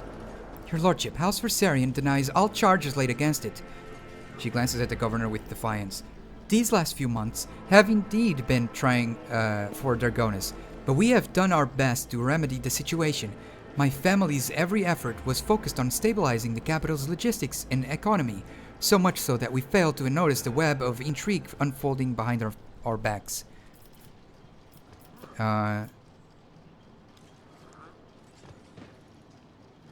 Sabotaging logistics, riots, conspiracy. The case appears to be flimsy.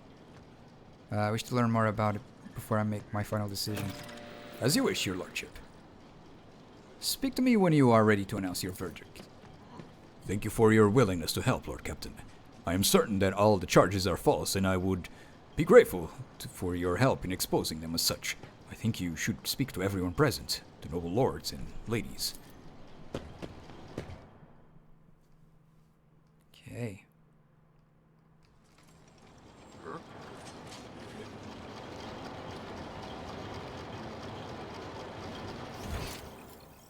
I'll chart a course for you.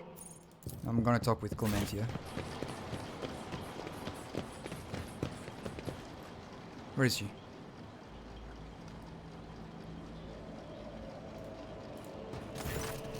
As you draw closer, the warden steps aside, bowing respectfully, allowing you to approach the Versarian family. Clementia, tired and slightly disheveled, is the first to bow her head to you in deference. Deference? Deference? I don't know. Several men and women behind her followed. Your lordship, the woman stammers, as if lost for words. Accept my most humble apologies for failing to greet you properly, and my thanks for agreeing to speak to me before making your final decision. The charges brought by the governor are severe, but I can only assume you... No, assure you, sorry, of this and swear on my own honor. We are not guilty of the crimes that House Versarion is being accused of. Clementia. A hint of sorrow creeps into Abelard's voice, bellying his stern facade. You were acting ahead of this family. You were supposed to take care of each and every family member. And now you are being accused of treason and collusion against the rogue trader, and the entire family is facing death. How could you let this happen?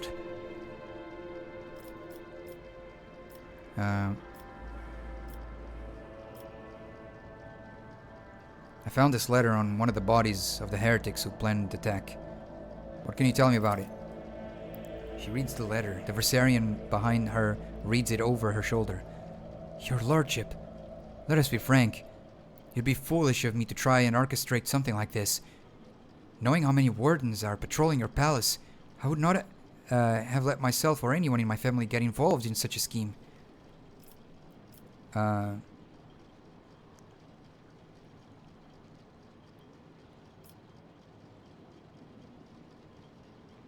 If you're not guilty, who is? Who stands to gain from framing you? Anyone, really? She replies with a bitter laugh.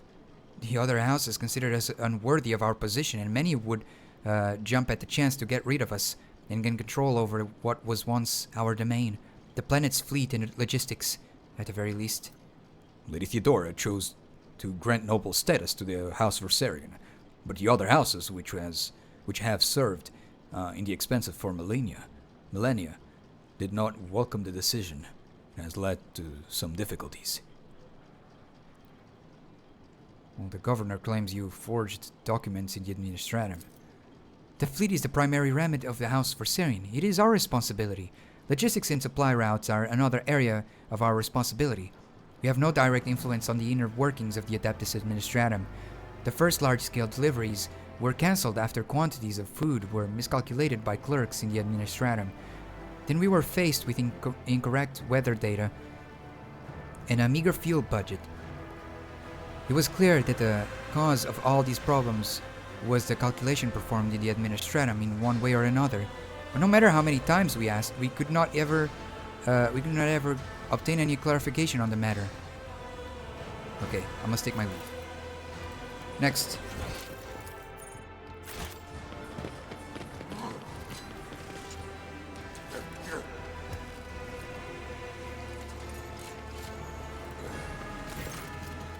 Before bowing, Sourback scrutinizes you with a bitter judgmental look.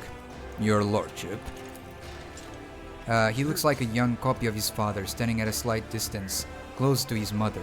An expensive yet understated dress serves to highlight the dazzling beauty of Macarius' wife, Regina Sourback. The members of House Sourback, led by Macarius, all bear a striking resemblance to one another. With their slender build and stern look, they bow to you almost in unison.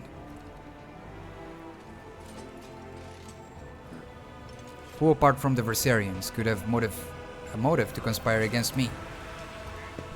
House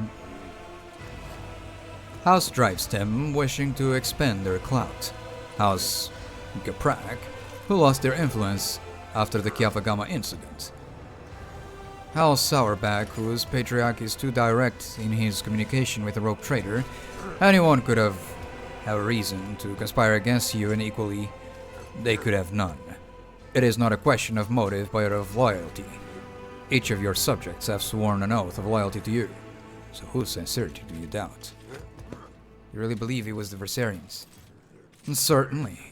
Governor Drivestem possesses proof of their guilt, and they have no means by which to refute it. Even if I were to entertain the idea that the Versarians are being framed, how much longer would their house have lasted anyways, if it is so ill-prepared for treachery?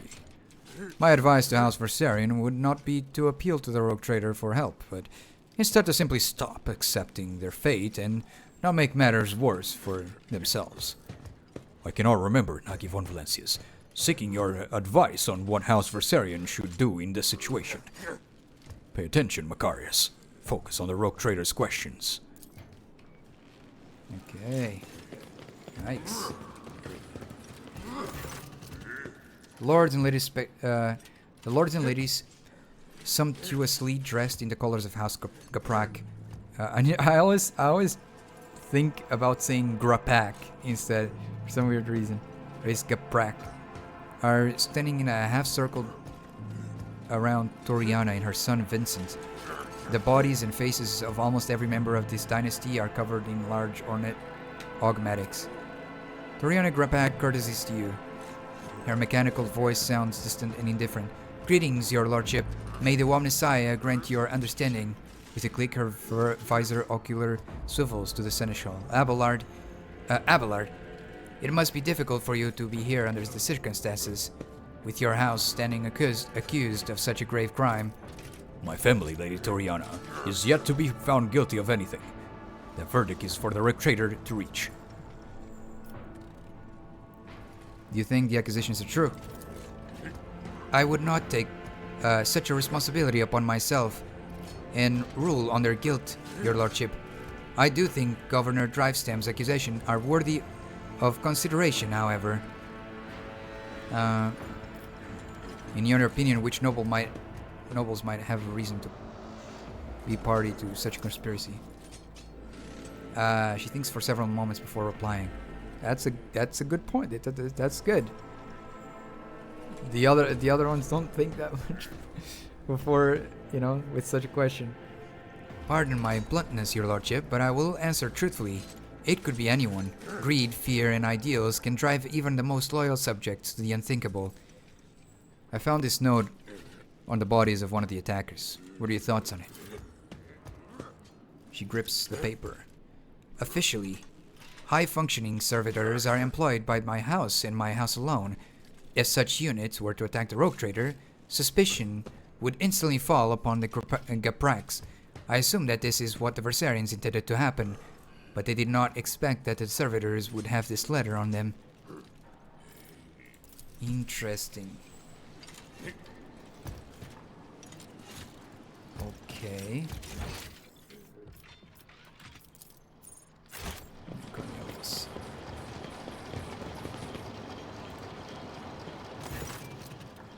Governor Drivestem is surrounded by his retinue, who are all dressed in expensive gowns and finery. The matching color schemes of their outfits and the striking physical resemblance among them suggest that they all come from one family. Your lordship, thank you for giving this case your undived attention.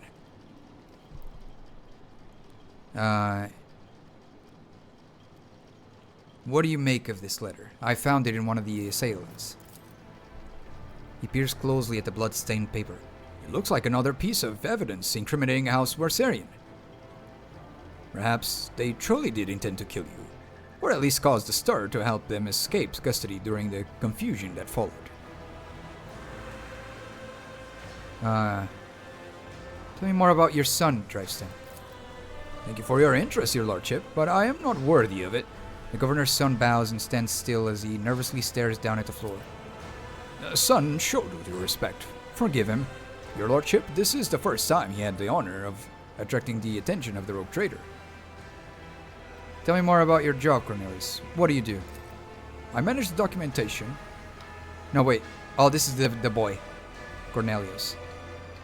I manage the documents and records related to the economy of Draconis. You probably know how scrupulous the workers of the Adeptus Administratum are. I am afraid that a more detailed explanation of my duties would mirror the administrative processes of the Administratum. Too long and overly detailed. He tries to look you in the eye, but it's clearly hard for him to do. How'd you manage to find the forged documents? When compiling reports on the last cycle's supply chain, I noticed inaccuracies and discrepancies in the figures. With the help of the other clerks, I managed to find several other documents. He swallows noisily. Comprehensive data analysis has shown that the discrepancies were caused by intentional tampering with the data, thus leading to some logistical problems that were practically unsolvable. Father and I have managed to single out the administratum clerks responsible for tampering with the data. Following a heated interrogation, they confessed that they were following the orders of someone from House Versarion. Everything was supposed to look as though they were the ones suffering losses from the logistical and economical problem. But does House Versarion have access to the Adaptus Administratum? There is no conceivable way they could do all of this in a place where they do not hold any power. I think the right amount of money can open any door. Before replying, the governor's son nervously adjusts his expensive frock coat. Cornelius, what is the reason? The true reason for your nervousness? The young man's pupils suddenly dilate. He stands at attention and replies to you in one breath. This is the first time I have spoken face to face with a rogue trader. I'm afraid of saying something wrong or forgetting something important. Relatable, I'm kind of like that. every time. 24/7. The governor closely watches his son. His tone changes now, sounding strict and curt. You wish to tell the Lord Captain anything else? Place your hand on your weapon. No. I see you cannot contain your awe in a face of the grand persona of your lord. I will not trouble you with any more questions. Thank you, your lordship.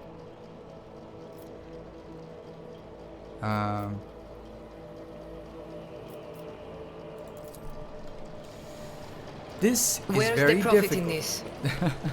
This is very difficult. Should I go outside and explore more? See what else we can find? Talk with the nobles.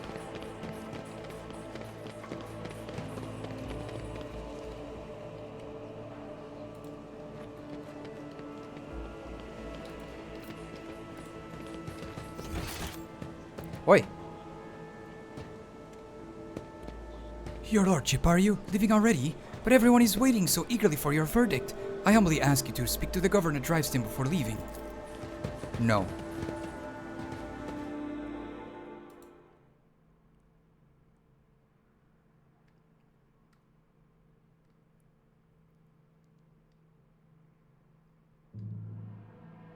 I want to know more. Let's proceed. Warden. I can speak to the warden. See if we find something else.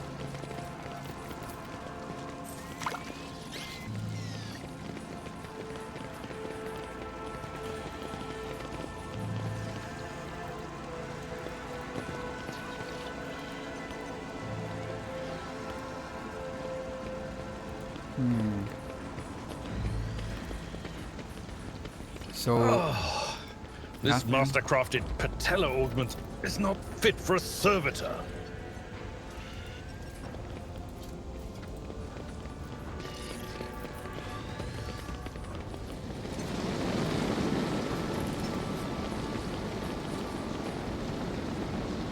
I think it's the kid. But then again, I'm like that too. I'm super nervous and anxious when there's like crazy situations as well. I mean, even when nothing is happening, but... And I'm always like, am I going to say something weird? They'll like suspect that I'm this or that. And I am actually not, but they probably will, because I phrase it wrong. You know, like there's that fear of... Oh, dude. I got you. No worries. Part of me thinks he's him, but... This video reconnaissance recited. Hold on. I'm not getting much out of it. Everyone says different things that are vague as well. Talk with Versarion. Where should I start? I'm afraid I cannot help much. Talk to the representatives of other houses. Eavesdrop on their retinue and perhaps you will hear something unusual. Eavesdrop? How do you eavesdrop? How do you eavesdrop? Do I just approach? If such is the Emperor's will.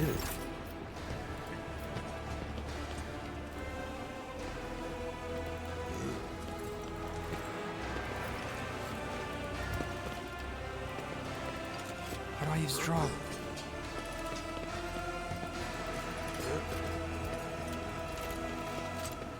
I just stay near?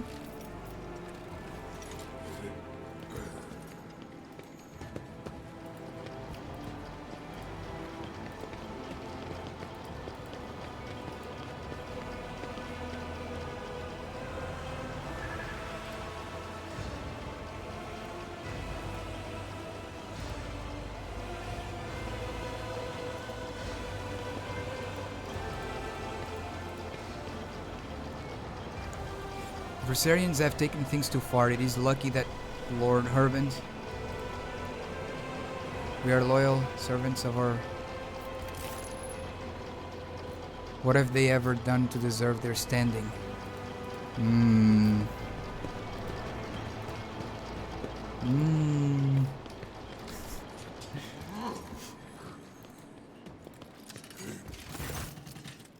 No.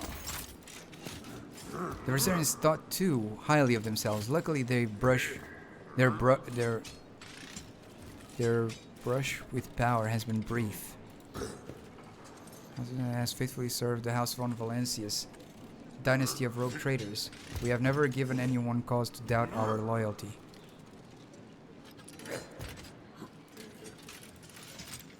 We make the right decision and punish the culprit. It's probably not them.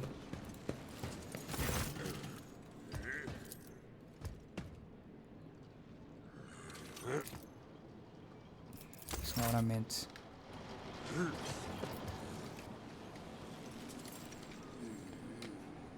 Have you seen Haaland today? We came together, but I haven't seen him since. He will miss out on all the fun if he doesn't hurry up. The fun?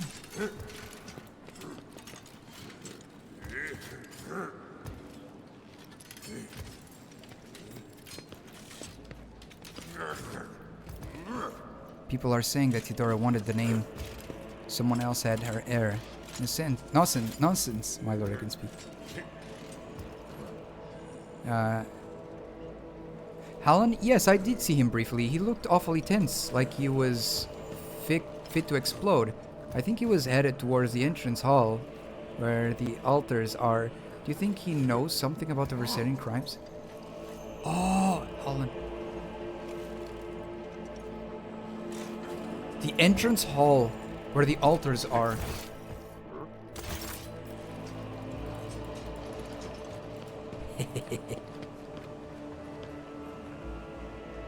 Where is that?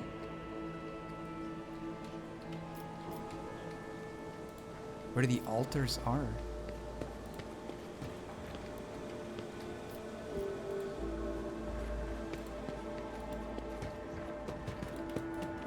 Oh, there he is. Oh my gosh. Oh, there you go. A finely dressed man of middle years is kneeling in front of the altar, his palms folded in a prayer,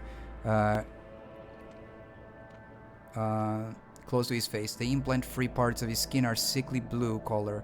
The nobleman does not react to your presence. He does not lift his head. He does not blink. He does not even breathe. Only when you doesn't breathe.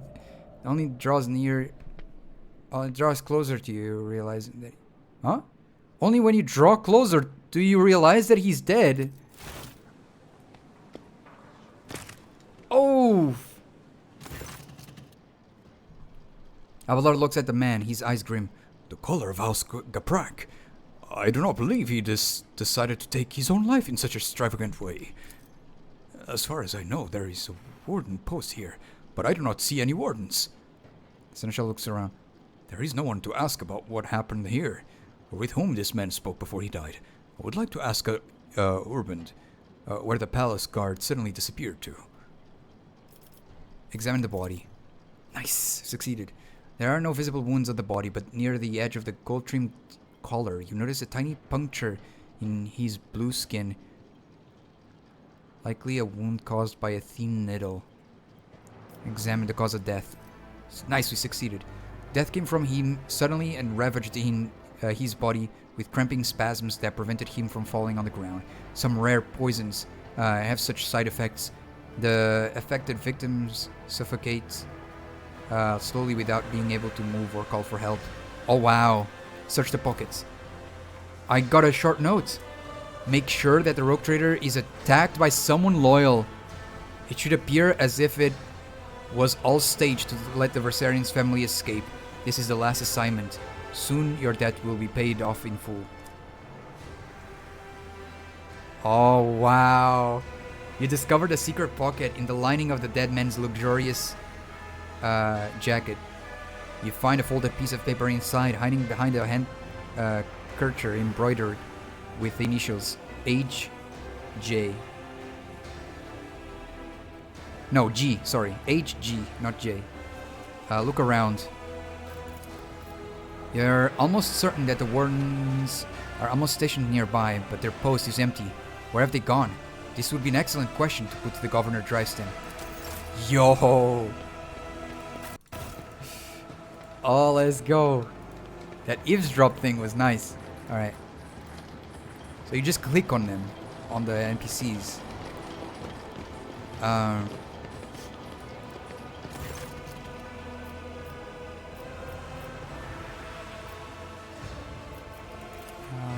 Wait, what? Yeah, but I'm here.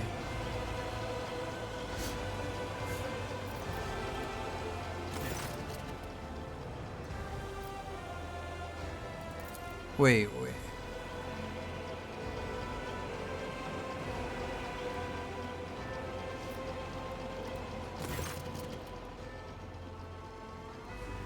I am so confused.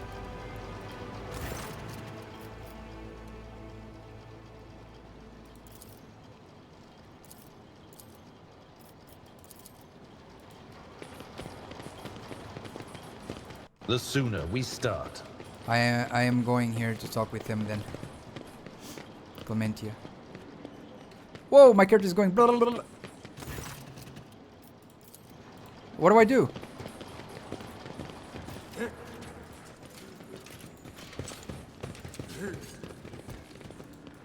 H G H G. Oops.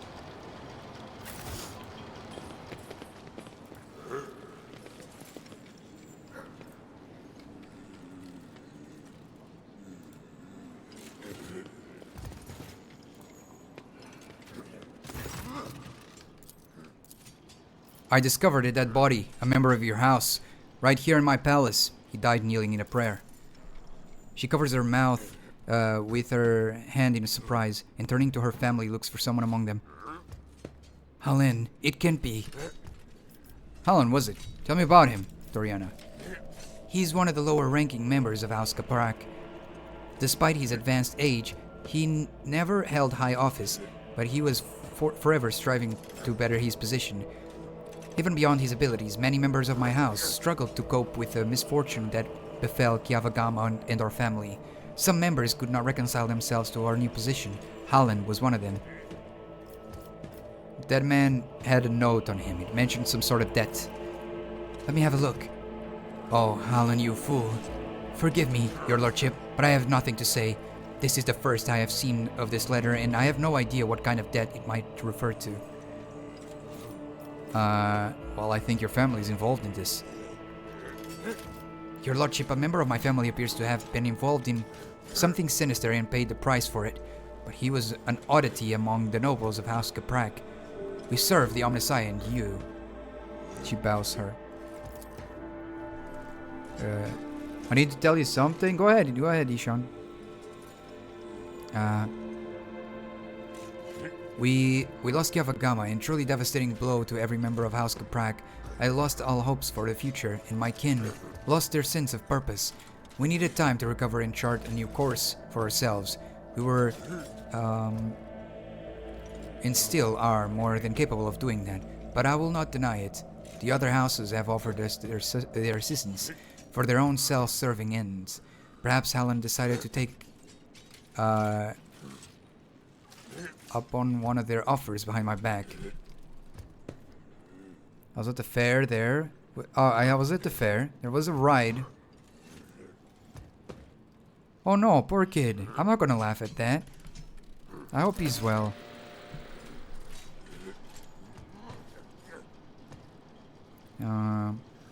The seneschal bows ever so slightly and speaks quietly so that only you can hear him. Lord Captain, the Capraks. All, or perhaps only some of them, are definitely involved. But I suspect that they were not behind the plot against you. Halan Gaprak could be nothing more than a puppet in the hands of a dead puppet master. Oh, deft, my bad. We must expose whoever that is, if we are to prevent the pestilence of heresy from spreading any further. What do you suggest we do? Interrogate the heads of the drivesmen in Sourback houses. One of them has been pulling the strings here. Once we uncover new evidence, announce that the guilty party will be publicly executed before you pronounce the verdict. I suggest focusing on each house in your indictment speech, and I shall observe them. I have known these people far longer than you have. I know all of their gestures, habits, and behavioral quirks. I'm sure that you will be able to determine which one of them was responsible for the riots based on their behaviors. Okay. Are you so kind? Gives me some... wait. I don't know, how did I ever survive? We were spinning in circles. Are you so kind? Give me some of your kindness. I'm not that kind. I just thought to myself that if I was in his shoes, I wouldn't like people to laugh at me. I'd feel bad. A lot of times I just try to put myself in other people's shoes. And like, how would that make me feel if I reacted that way? Color the uncolored. So I just tried to see it that way. Like, is it fair? It's not really fair, is it? Yeah. Don't get me wrong, there are things that are funny, you know? Sometimes people fall in a funny way, even if they hurt themselves pretty badly, but, you know, it is funny and you can't really help yourself, but you feel bad, you know? You're like, damn it, I didn't mean that. Or like, for example, there have been moments where I saw like animals that, you know, they had some sort of problem, you know, they walked in a funny way, and I'm like, I feel so bad because I'm laughing because they are walking in a silly way. It makes me laugh, but I feel bad for them. So it's like, I guess it's more like your body's response that is like, you know, like, yo, it is funny though, but you know, you also gotta understand, yeah, but whatever you wish. I feel bad for them, you know. Like if I could control it, I wouldn't want them to be like that, you know. Does it make sense?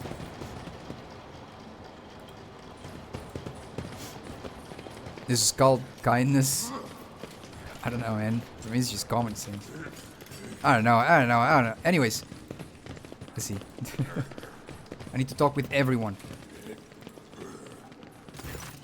I discovered a dead body in a palace. A man of House Gaprak was killed while praying to the Emperor. He has this note on him. Do you know anything about it? No, I know nothing about this note. He looks at the note without taking it from your hands and replies without hesitation.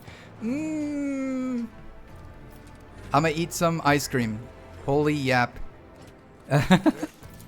Enjoy.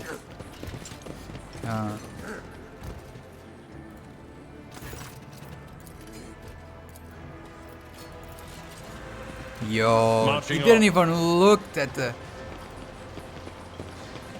Governor drives them. I found a dead body in my palace. A member of House Gaprak was slain.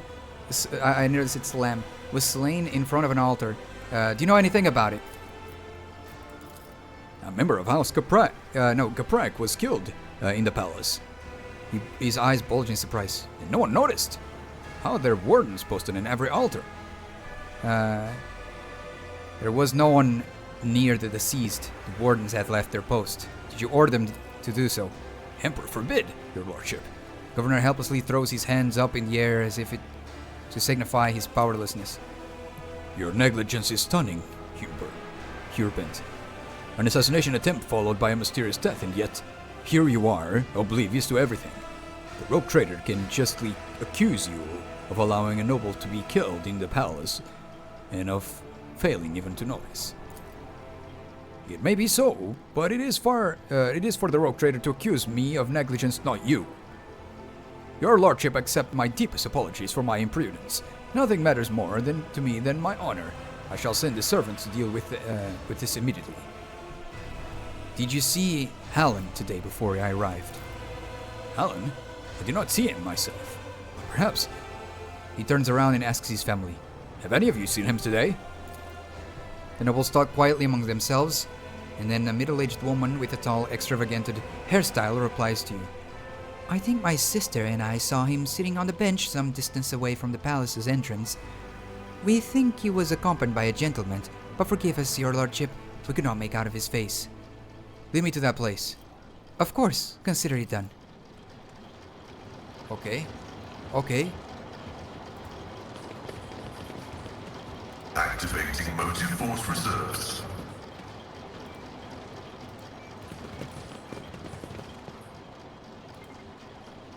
The Versarian have taken things too far. This is our usual talk. Okay. Awareness.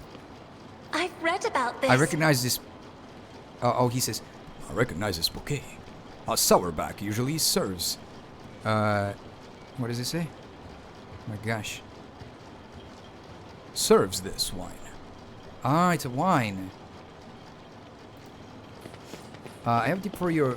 Upload your singing videos and other videos on Instagram. On Instagram? I don't know if Onward. they're lengthy enough for it. But I appreciate it. I did used to post some covers on Instagram. Was it Instagram? I don't remember. There was a platform. I think it was Instagram. I used to post stuff, but they never got any traction, so I just left it.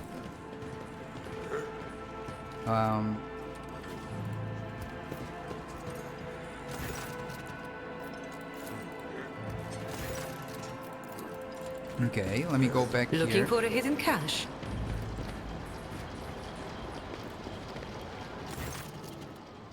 If it was too good, I appreciate it, man. Summon everyone. I'm ready to pronounce my verdict. Understood, your lordship. Allow me to prepare everything. I think I'm... Oh my god. Many faces are watching you, each and every one awaiting the Rogue Trader's verdict with bated breath. The charges brought by Governor Drivestem were fabricated. House Versarian had nothing to do with the orchestration of the riots, or the plot targeting the Rogue Trader. However, the real perpetrators are here in this very room. The Seneschal nods to you, and if urging you to continue, then shifts his piercing gaze towards the crowd before you.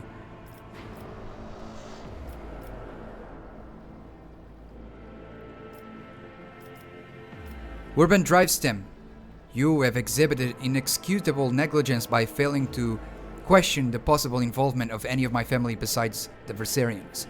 We have discovered that the attempt on my life was orchestrated by a member of House Caprak. Imagine it's all of them. All of them are the culprits.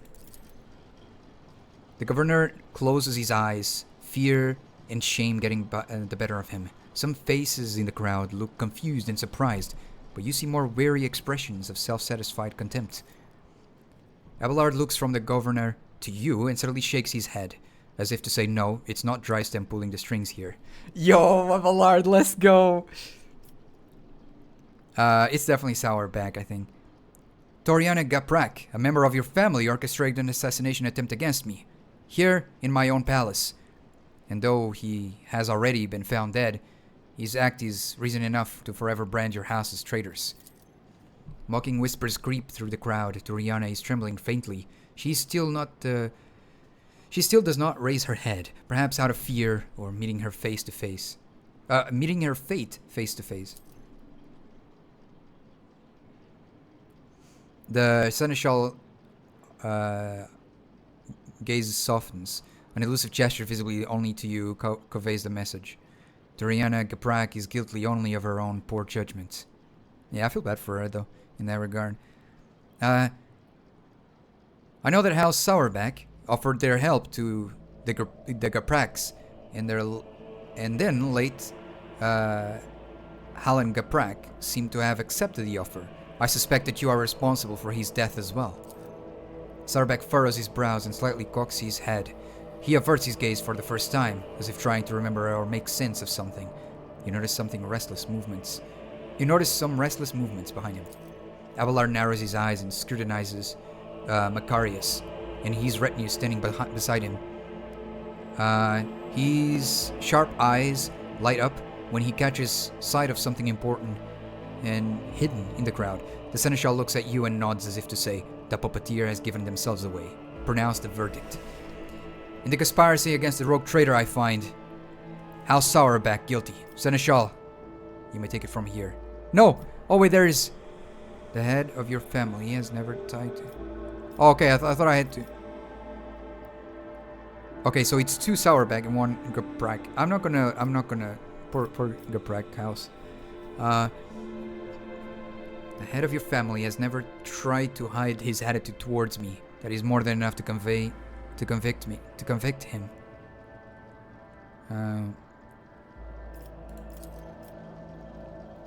I will not go against your despicable verdict. I will accept it. House Sourback has never given you any reason to doubt our loyalty, and thus I will accept death with pride, for there is more honor in that than in serving the likes of you. He raises his chin defiantly, and it seems as if he is suddenly looking down on you from a great height. Yeah, this dude, man, his colors are showing. Some Twitch streamers also got famous from Instagram. Yeah, some got famous from, from certain games. Some got famous from other platforms. YouTube, everything. It just doesn't always work out for everyone. Yeah. Regina takes a breath to say something, but stops at the last moment. Her beautiful face does not express anything but frosty resignation. Hot tub stream. No! Stop it!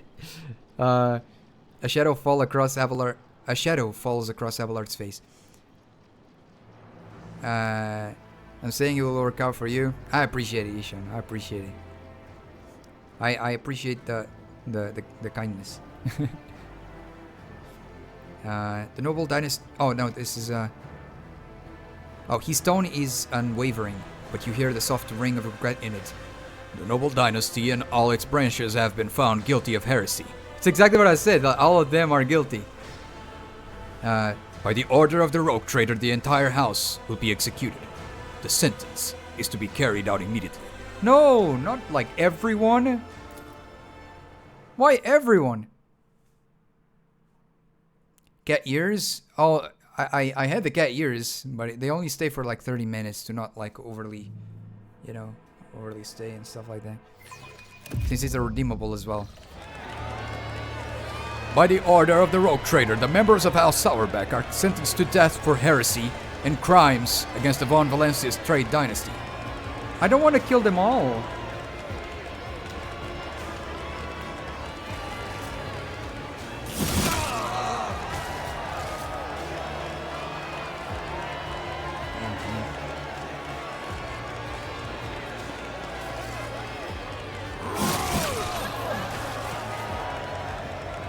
Why all of them, though? Oh, because of one idiot? This is stupid.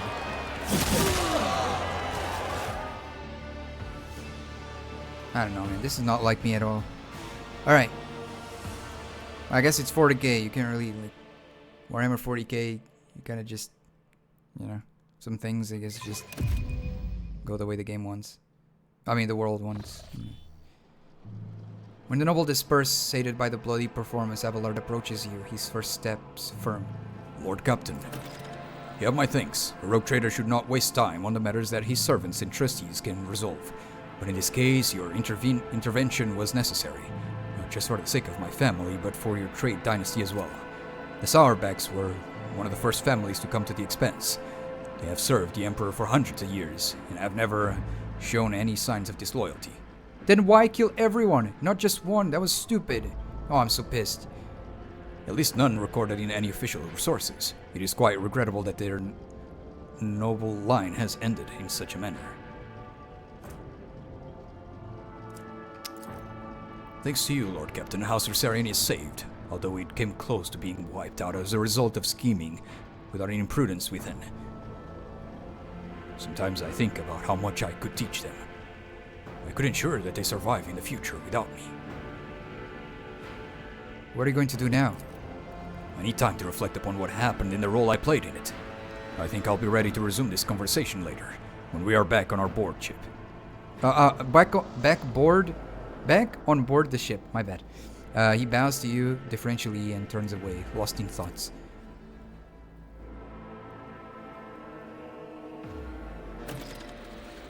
Alright. We did it, guys. We found the right culprit. And yeah. I'm gonna end it here for today. I kind of extended it quite a lot. But yeah. Here's a big investigation.